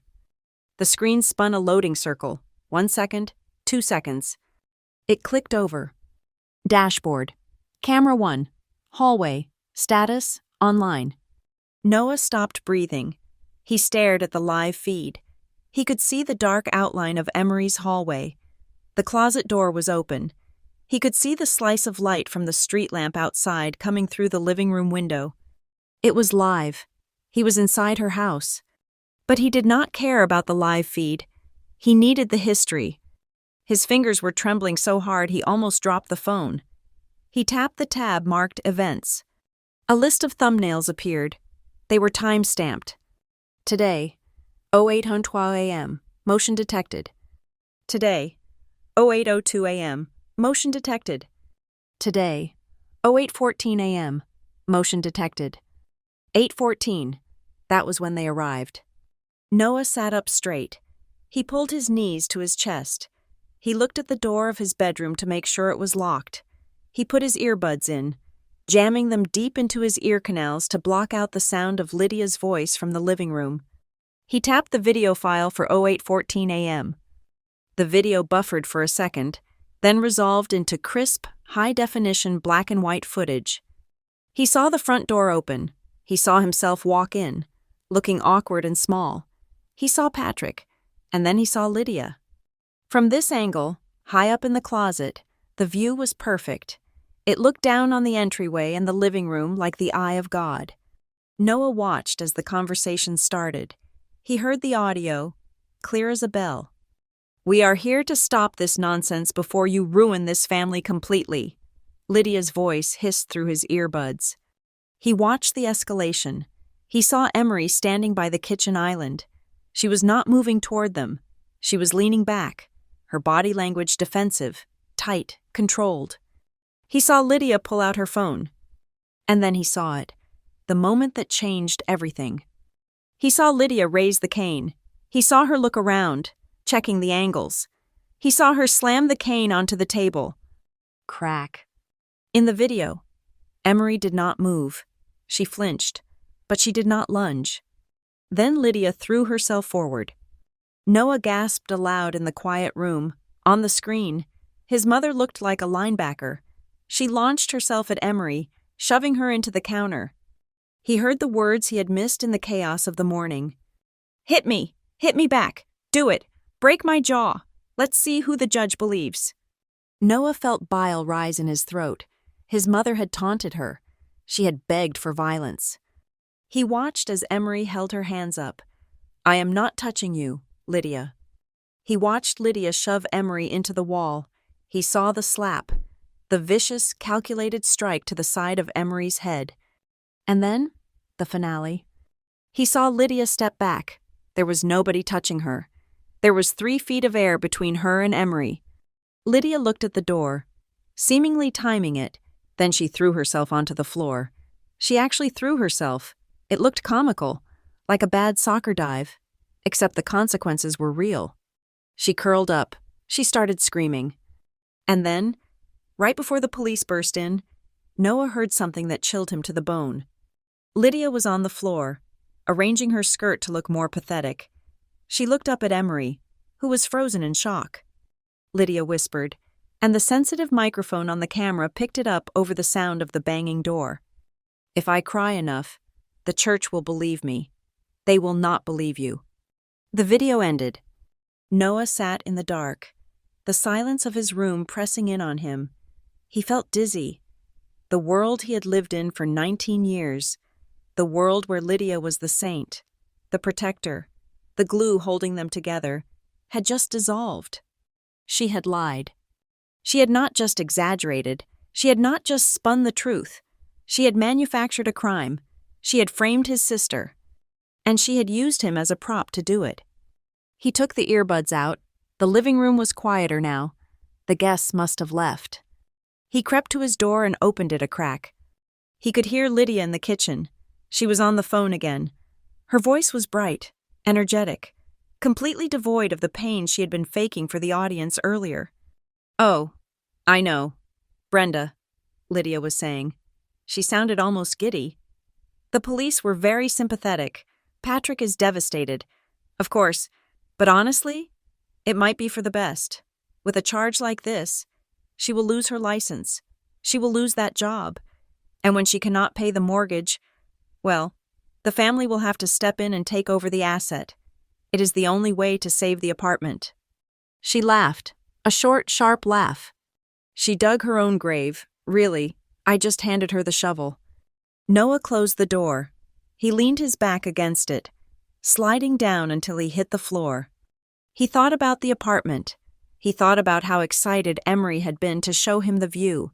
He thought about how she had told him, "This is safe, Noah. This is mine." Lydia was planning to take it.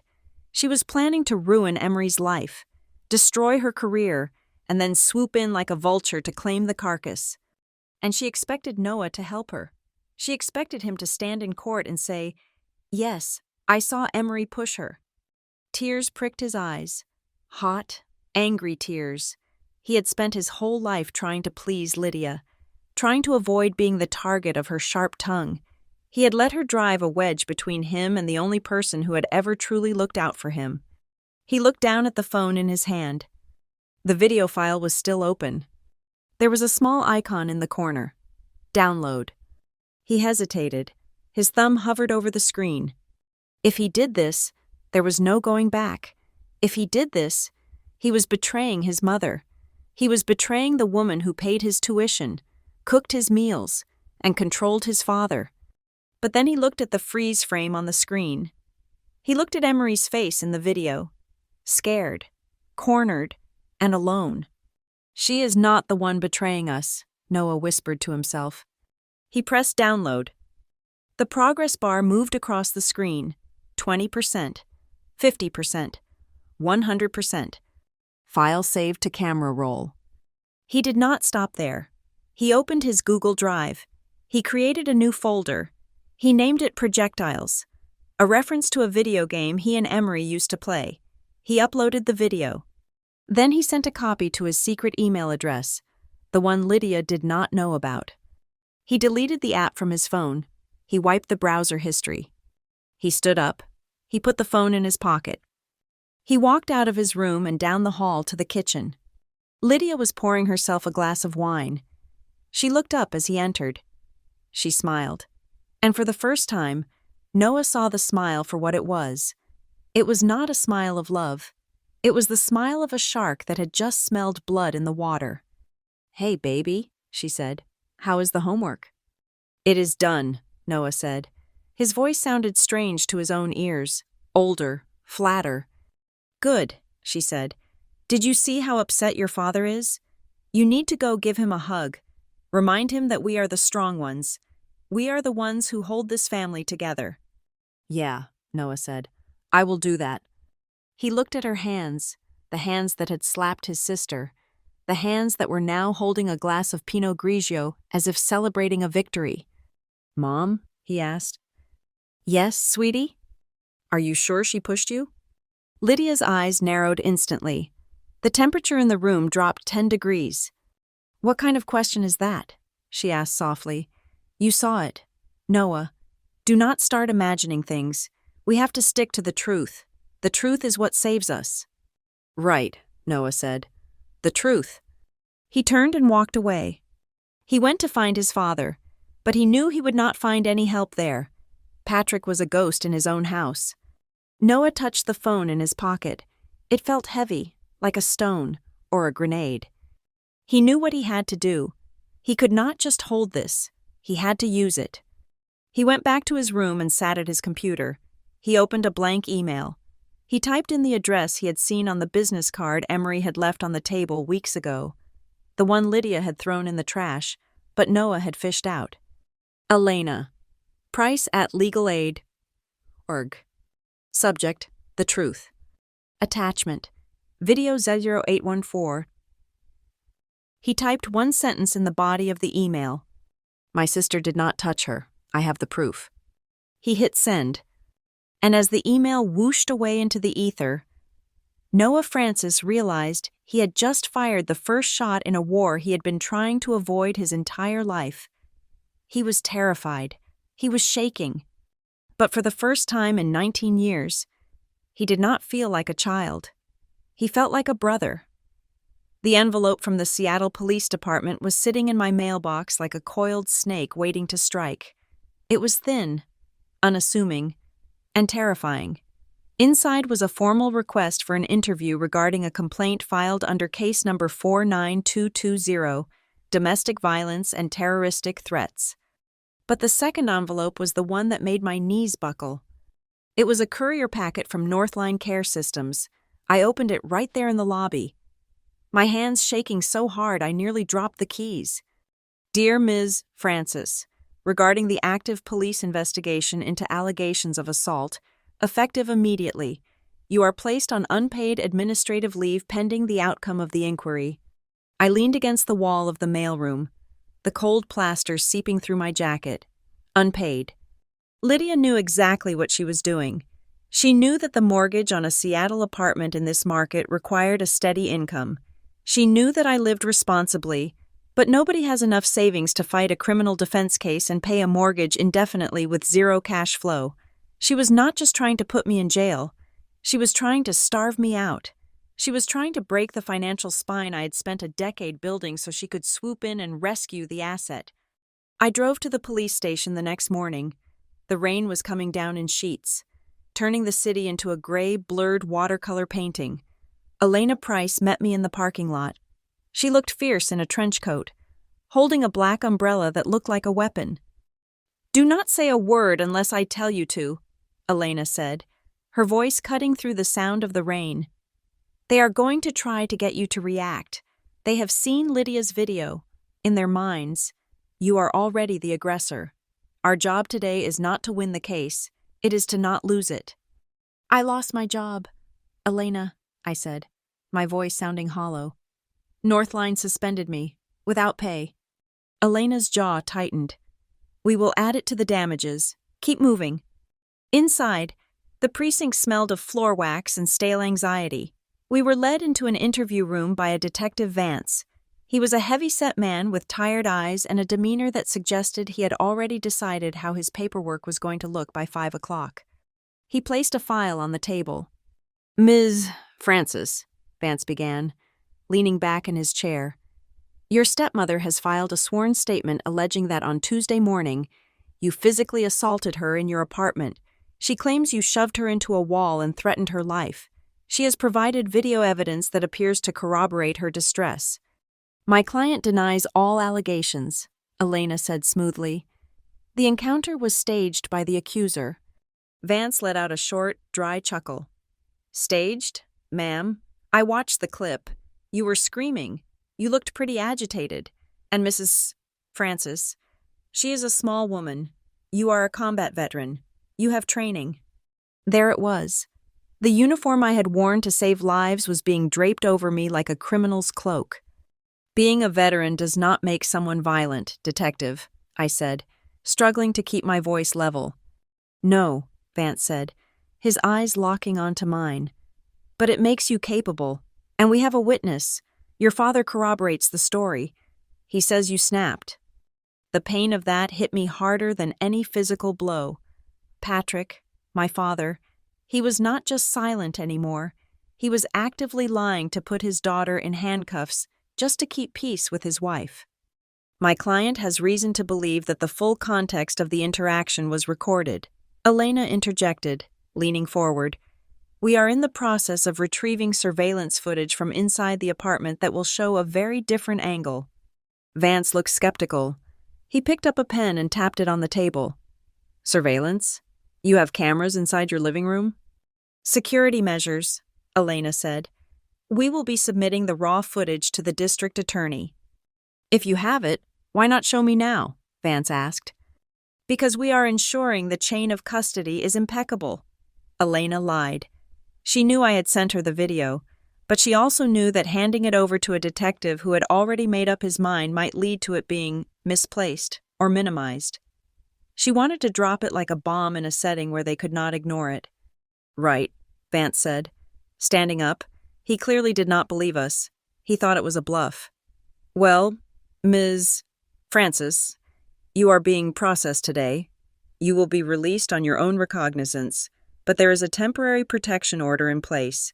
You are not to go within 500 feet of Lydia or Patrick Francis. You are not to contact them. If you violate this, you will be arrested. Do you understand? I understand, I whispered. The next 2 hours were a blur of humiliation. Fingerprints, mugshot, the cold, impersonal touch of the officer patting me down. I felt like I was back in the desert, but this time I was not the one holding the rifle. I was the target. When I finally walked out of the station, the rain had stopped, but the sky was a bruised purple. I felt heavy. I felt dirty. Go home, Emery, Elena said, putting a hand on my shoulder. Eat something. Sleep. Let me handle the paperwork. We are going to counter-sue, but we need to wait for them to officially file the charges so we can move for dismissal with prejudice. They took my fingerprints. Elena, I said, I have never broken a law in my life, and now I am in the system. It is just ink, Elena said firmly. We will wash it off. I drove home in silence. My apartment, usually my sanctuary, felt like a crime scene. I looked at the dent in the table where Lydia had struck it with her cane. I looked at the wall where she had pinned me. I sat on the floor, the same floor where she had faked her fall, and I wept. I did not cry because I was scared. I cried because I was exhausted. I was 31 years old, and I was fighting a war against the people who were supposed to love me. I spent the evening trying to organize my defense. I printed out bank statements. I organized the control binder. I tried to calculate how long I could pay my mortgage on my savings. 3 months? Maybe 4 if I stopped eating fresh food and canceled the internet. At 11 o'clock at night, my phone rang. I stared at the screen. Noah. My stomach dropped. I had not spoken to him since he walked out of my apartment with Lydia. I assumed he was calling to deliver another blow. Maybe Lydia wanted him to tell me I was disowned. Maybe he was calling to say he hated me.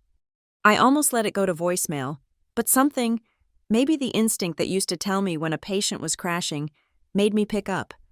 Hello? My voice was raspy from crying. Emery? Noah's voice was breathless. He sounded like he had been running. Noah, I cannot talk to you, I said, my hand hovering over the end call button. There is a protection order. If Lydia finds out. I know, he said, his words tumbling out fast and frantic. I know. She is asleep. Dad is asleep. I am in the garage. Why are you calling, Noah? I saw it, he whispered. I froze. Saw what? The closet, he said. The closet cam. The app. I still had it on my old phone. The one I used to set it up for you. I guessed the password. I am sorry. I know I should not have hacked it. My heart stopped beating for a second. You watched the video? I watched it, Noah said. His voice cracked. I watched the whole thing. I saw her hit the table. I saw her hit you. I saw you put your hands up. You did not touch her. Emery, you did not do anything. I let out a breath I did not know I was holding. It came out as a sob. You believe me? I saw it, he repeated. And I heard what she said, at the end, about the church believing her, about using me. He started to cry. It was the sound of a 19-year-old boy realizing his world was a lie. I am so sorry, Emery. He wept. I am so sorry. I stood there, and I let the police take her side. I let her tell everyone you were crazy. I thought, she told me you were sick. She told me you were dangerous. It is okay, Noah, I said, tears streaming down my face. She is good at what she does. You were just a kid. I am not a kid anymore, he said fiercely. I am not going to let her do this. I have the video. Emery, I downloaded it. I saved it. My mind snapped back into tactical mode. Elena's voice echoed in my head. Evidence, chain of custody. Noah, listen to me, I said, my voice steadying. This is very important. Do you have the file on your phone? Yes, and on my laptop, and on a drive. Okay, you cannot tell Lydia. You cannot tell Dad. If she knows you have it, she will destroy your phone. She will find a way to delete it or corrupt it. She will hurt you. I know, he said. She was on the phone earlier, laughing about how you were going to lose your job. She said she handed you the shovel. The rage flared hot and bright in my chest, burning away the despair. I need you to send me the raw file, I said. Do not edit it. Do not trim it. I need the original file with the timestamp and the metadata. Can you do that? I already emailed it to your lawyer, Noah said. I found her card in the trash. Elena Price? I leaned my head back against the wall and closed my eyes. You are amazing. Noah, you are absolutely amazing. I am done, he said. I am done being her prop. I want to come stay with you. Emery, can I, when this is over? As soon as this is over, I promised.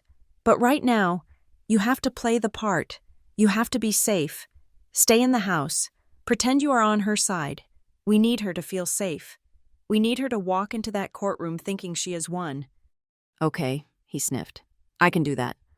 I am going to call Elena right now, I said. We are going to fix this. You just saved my life, Noah. I love you, Emery, he whispered. I love you too, little brother. The line went dead. I sat there for a moment, listening to the silence of the apartment. It did not feel like a crime scene anymore. It felt like a fortress. I opened my laptop. I logged into my email. There it was, an email from an address I did not recognize. Hawkeye 99, with the subject line, The Truth. I forwarded it immediately to Elena with a text. He is with us. He has the raw file. Do not open it yet. Call me. My phone rang 10 seconds later. He sent it? Elena asked. No hello. Just business. He sent it. He accessed the cloud backup independently. He is our witness. Elena. He is not just a bystander anymore. He is the whistleblower. This changes the strategy, Elena said, and I could hear the clicking of her keyboard. We do not just move for dismissal. We move for a countersuit for malicious prosecution, defamation, and abuse of process.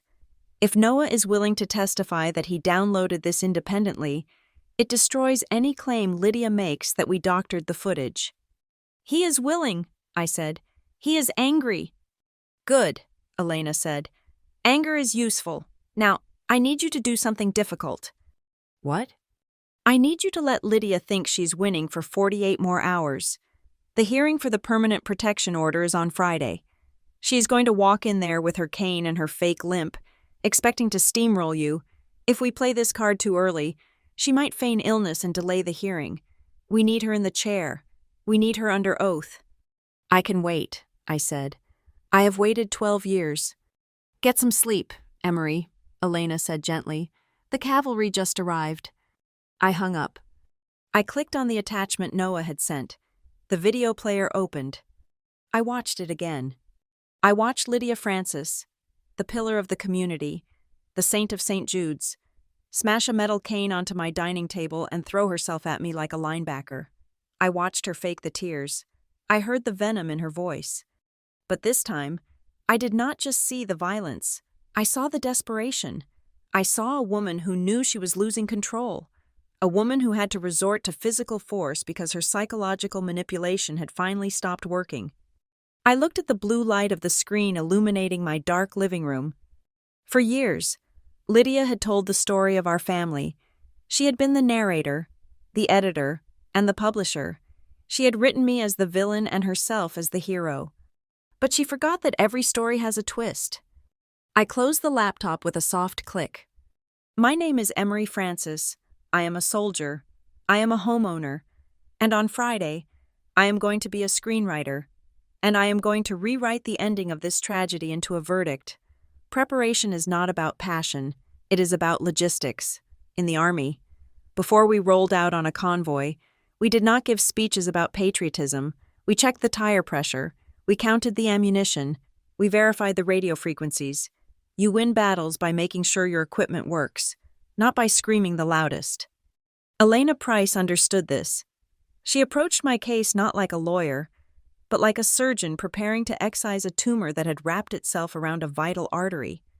On Wednesday morning, 48 hours before the hearing, Elena filed a counterpetition with the King County Family Court. She did not just file for a dismissal of the protection order Lydia had taken out against me. She filed a massive 60-page motion alleging abuse of process, malicious prosecution, and a decade-long pattern of coercive control and financial exploitation. She attached 3 exhibits. Exhibit A was the hallway video. Exhibit B was the forensic accounting of my stolen wages. Exhibit C was the sworn affidavit of Noah Francis. We did not leak this to the press. We did not post it on Facebook. We filed it quietly, knowing that the court clerk would process it, and a copy would be served to Lydia's attorney the morning of the hearing. We wanted the element of surprise. We wanted Lydia to walk into that courtroom thinking she was the hunter, only to realize she was standing in a cage. The first domino fell at 10 o'clock that morning. My phone rang. It was Detective Vance, the same detective who had looked at me with suspicion, the one who had taken my fingerprints and treated me like a volatile explosive. Ms. Francis, he said. His voice was different. The arrogance was gone, replaced by a clipped, professional awkwardness. I need you to come down to the station.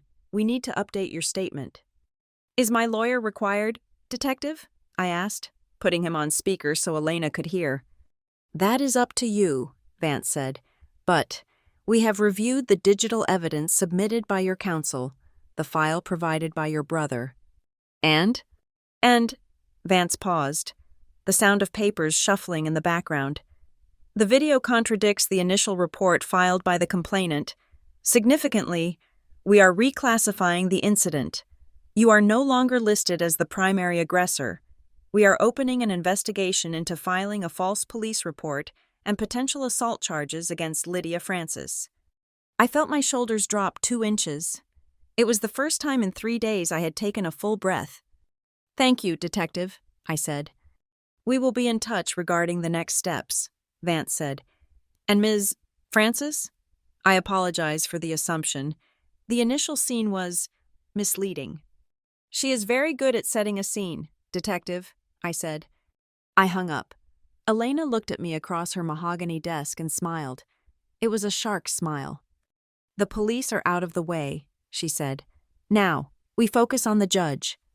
While we were sharpening our knives, Lydia was still performing her play. She had no idea the police had flipped the script.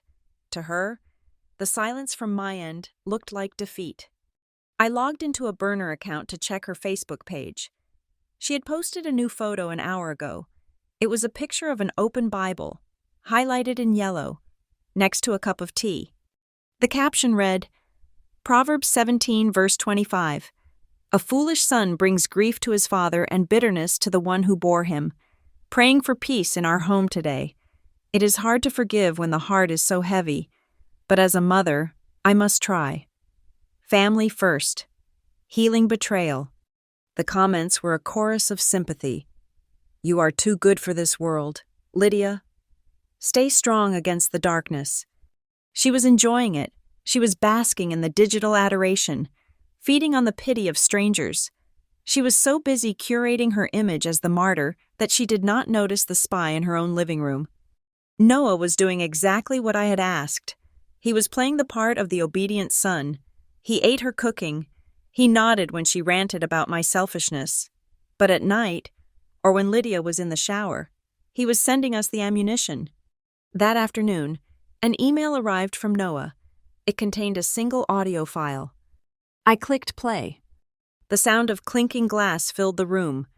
Then Lydia's voice, loud and slightly slurred, clearly enjoying a mid-afternoon wine with a friend. Oh, Brenda, do not worry about the lawyer costs, Lydia said. Patrick is terrified. Of course, he thinks we are going to lose the house. But I told him, this is how you break a wild horse. You starve it. Emery cannot pay that mortgage without her job. Give it 2 months. She will come crawling back, begging us to take over the payments. And then I put the deed in the trust, and I control the trust. There was a pause, and then a laugh. She thinks she is so smart with her VA loan, but she forgets who taught her how to sign her name.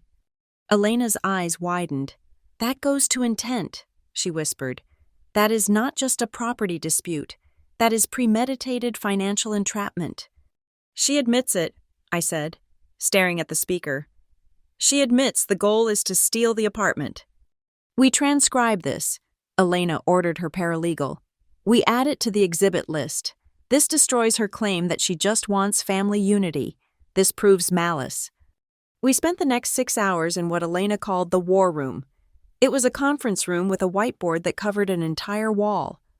We built a timeline. We started at the beginning, May 12th, 2012, Mother dies. November 4th, 2012, Patrick marries Lydia. June 1st, 2013, Emery enlists.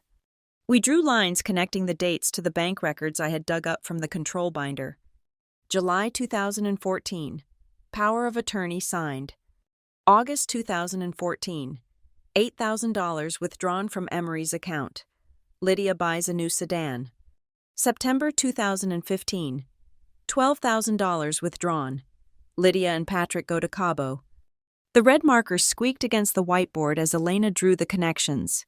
It looked like a conspiracy theory map, but every line was backed by a receipt, a bank transfer, or an email. Then we added the recent events. March 1st, 2024, Emery buys apartment. March 15th, Lydia attempts fraudulent loan application. March 20th, loan denied. March 22nd, the Facebook campaign begins. March 25th, the assault. When we stepped back and looked at the board, it was undeniable. It was not a series of unfortunate events. It was a slow, methodical consumption of one human being by another. This is your narrative, Elena said, tapping the board with the marker. When you get on that stand tomorrow, you do not talk about your feelings. You do not talk about how much it hurt when she forgot your birthday. You talk about this. You talk about dates, amounts, actions. You are a clinician. Emery, diagnose the problem for the judge. I can do that, I said. And one more thing, Elena said, her expression serious. Do not call her stepmother. Do not call her that woman. Call her Lydia or Mrs. Francis. Keep it cold. If you show contempt, she wins. If you show anger, She wins. You have to be the boredom in the room. You have to be so rational, so calm, that her histrionics look insane by comparison. She knows how to push my buttons, Elena. She installed them. Then you disconnect the wiring, Elena said. Tonight, you disconnect it.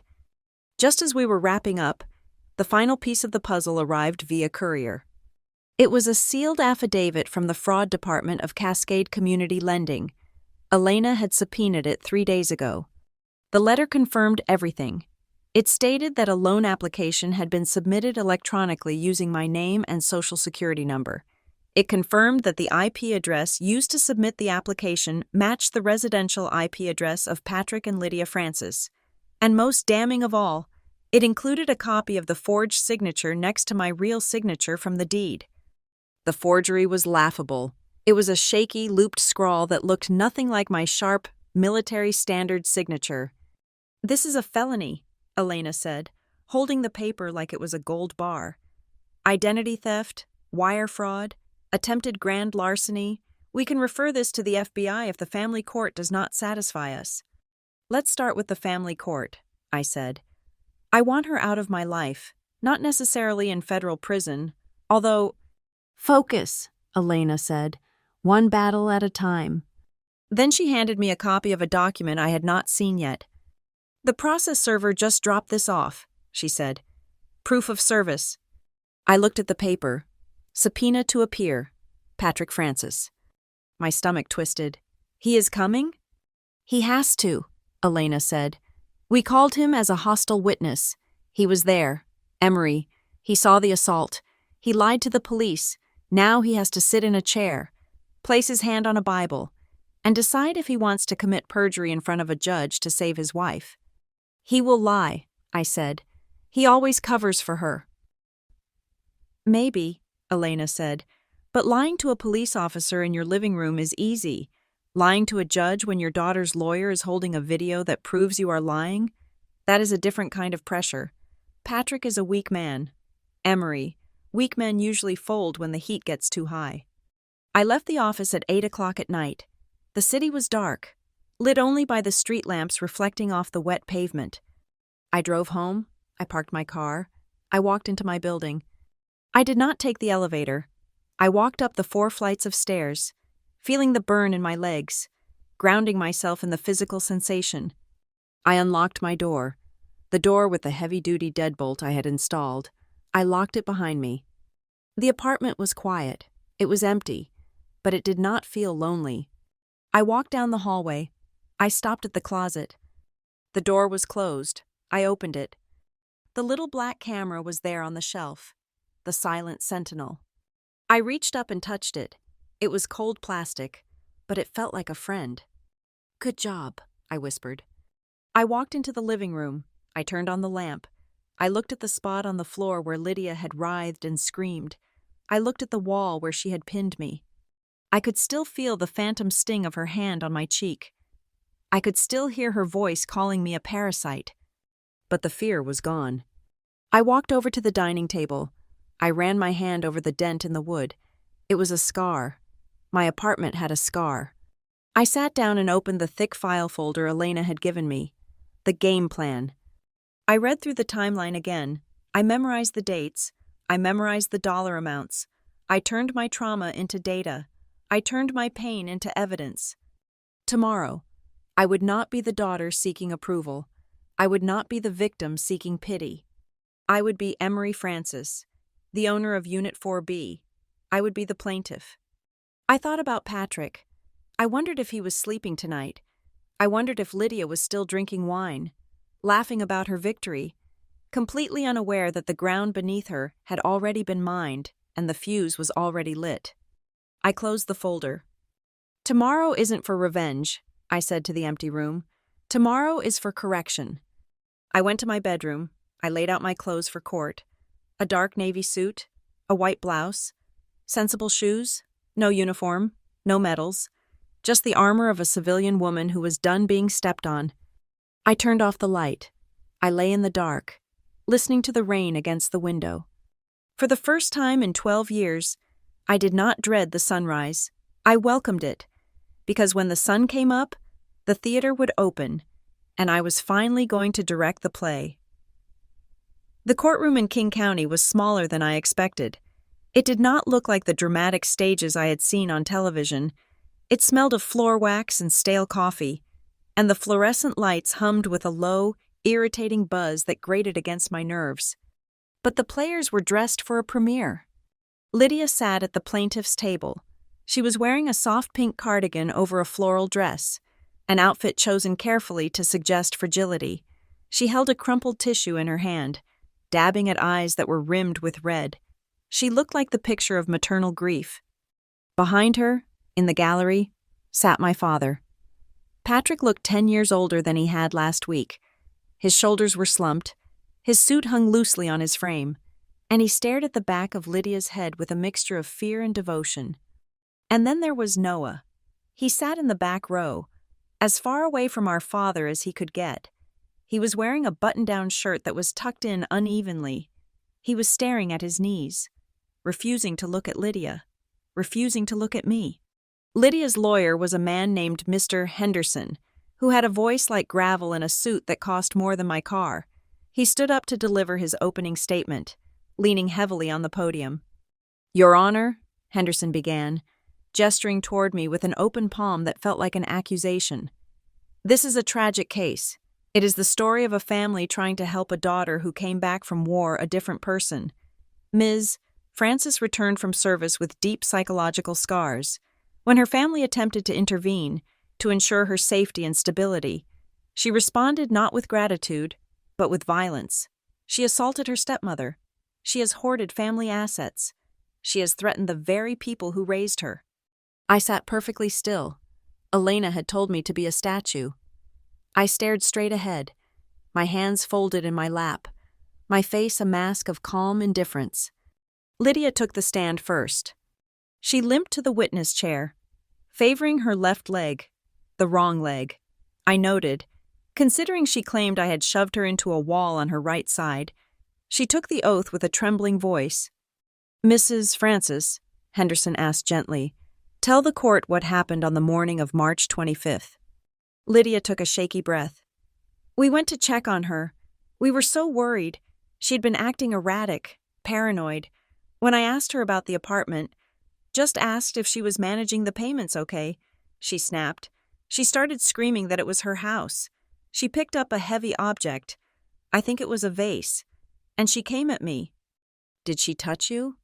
"She shoved me," Lydia sobbed, burying her face in the tissue. "She threw me into the wall. I felt something crack in my back, and the look in her eyes. It was like she did not know who I was. She looked at me like I was an enemy combatant." "Has she been violent before?" "Oh, yes," Lydia lied, nodding vigorously. "Even as a child, she had a temper. She would break things when she did not get her way. We tried to hide it. We wanted to protect her reputation. But we cannot protect her anymore. We are afraid for our lives." She wept. It was a masterful performance. If I did not know the truth, I would have believed her. Elena stood up for the cross-examination. She did not raise her voice. She walked to the podium with a file folder in her hand. "Mrs. Frances," Elena said coolly, "you claim my client has a history of violence.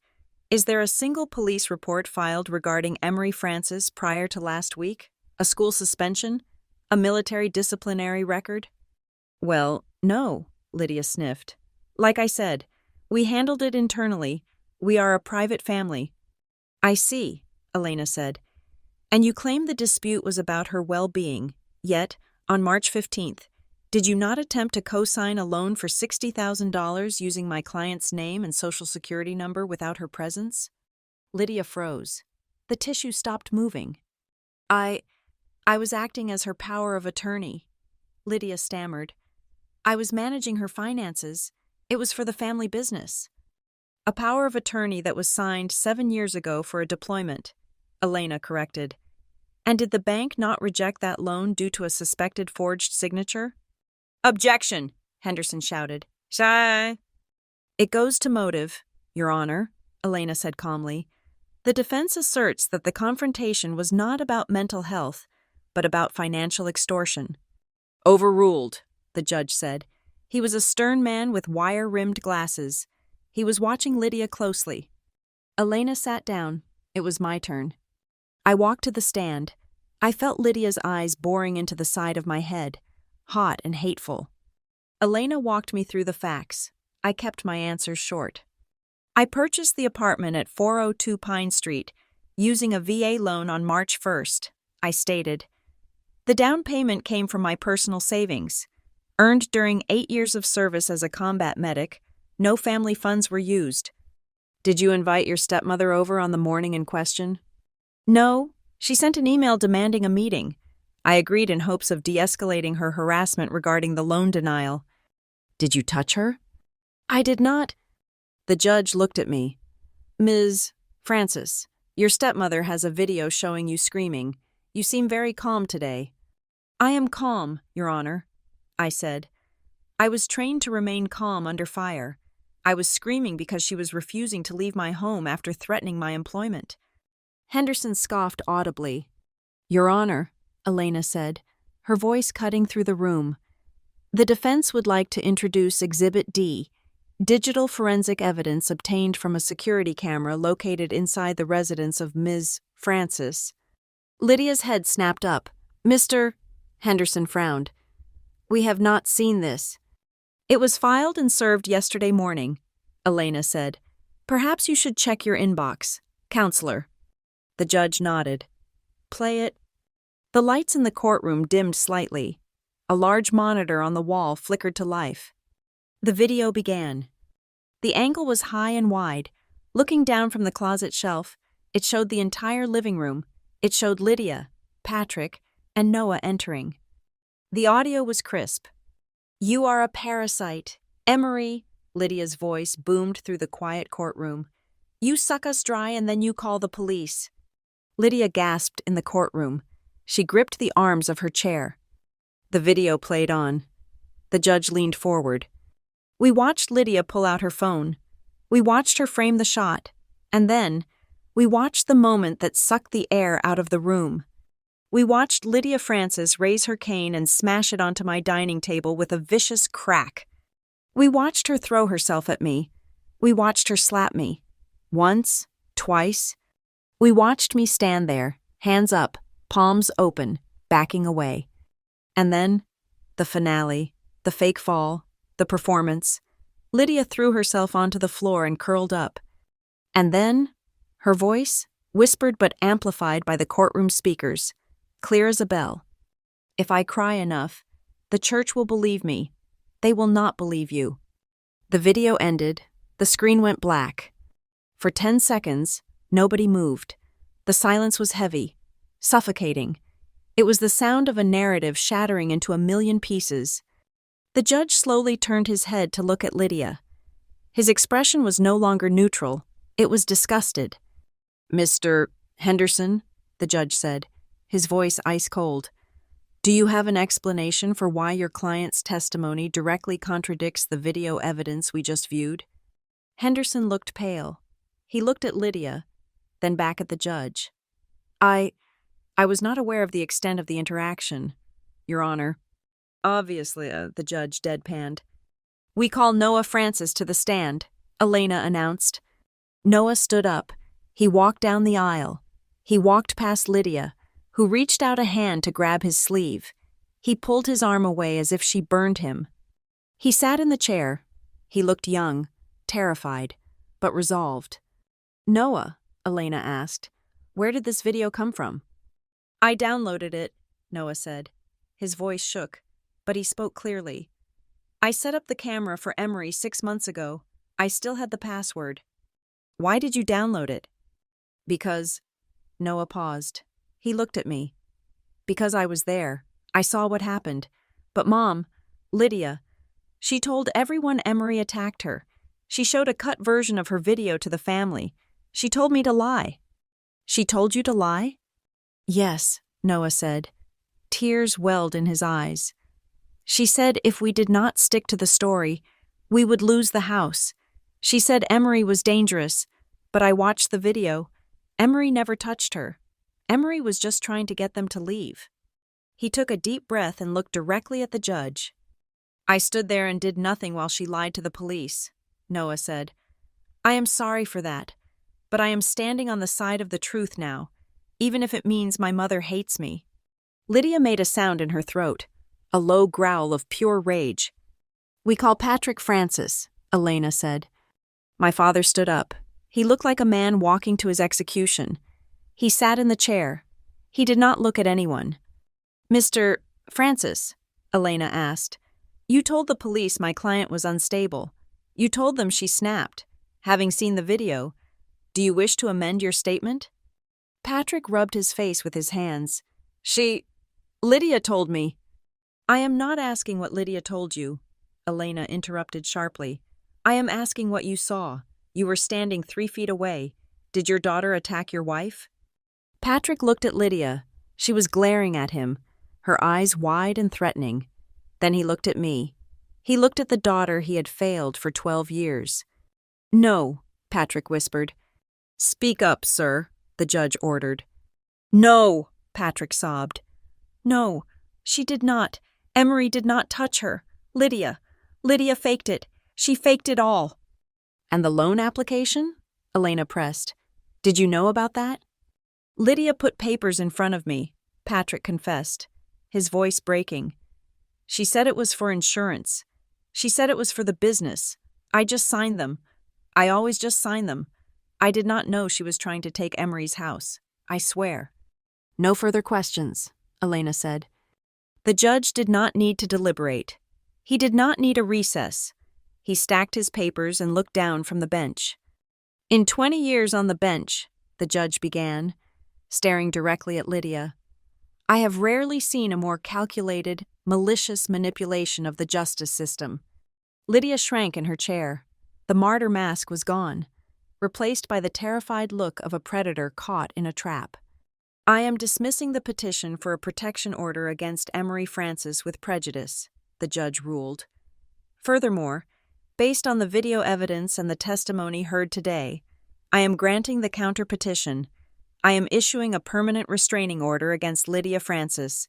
You are to have no contact with Emery Francis. You are to stay 500 feet away from her home and place of employment." He paused, picking up a pen. "Regarding the allegations of fraud and filing a false police report, I am forwarding the video evidence and the transcript of this hearing to the district attorney's office with a strong recommendation for criminal charges. Mrs. Francis, you are looking at perjury and assault." Lydia stood up. "This is a mistake. You do not understand. She is ungrateful. I raised her." "Sit down, ma'am," the bailiff shouted, stepping forward. "You turned him against me," Lydia screamed, pointing a shaking finger at Noah. "My own son, you traitor, you flesh-and-blood traitor." "Remove her," the judge ordered. The bailiff grabbed Lydia's arm, the one she claimed was injured, but she didn't flinch this time. She was too busy screaming. "And you," she yelled at me as she was dragged toward the aisle. "You think you won? You have nothing. You have no family. You are alone in that cold apartment." The heavy oak doors slammed shut behind her, cutting off her voice. Silence returned to the room, but it was a clean silence. "Mr. Francis," the judge said to my father, who was weeping into his hands, "I suggest you get a lawyer. Collusion is a serious crime." "Case closed," the judge said. The gavel banged down. I stood up. My legs felt light. The weight that had been pressing on my chest for 12 years, the weight of obligation, of guilt, of gaslighting, was gone. Noah walked over to me. He looked exhausted, but he smiled. I hugged him. I hugged him harder than I had ever hugged anyone. "You did it," he whispered. "We did it," I said. I walked out of the courthouse into the bright afternoon sun. The rain had stopped. The air smelled of wet pavement and exhaust, but to me, it smelled like freedom. I held the court order in my hand. It was just a piece of paper, but it was a shield. I thought about my apartment. I thought about the hallway. I thought about the closet. For years, I had let them tell me who I was. I had let them define my reality. But a cheap, motion-activated camera sitting on a shelf between a stack of towels and a box of winter scarves had seen what no human wanted to admit. It had seen the truth. I took a deep breath, filling my lungs with the cool Seattle air.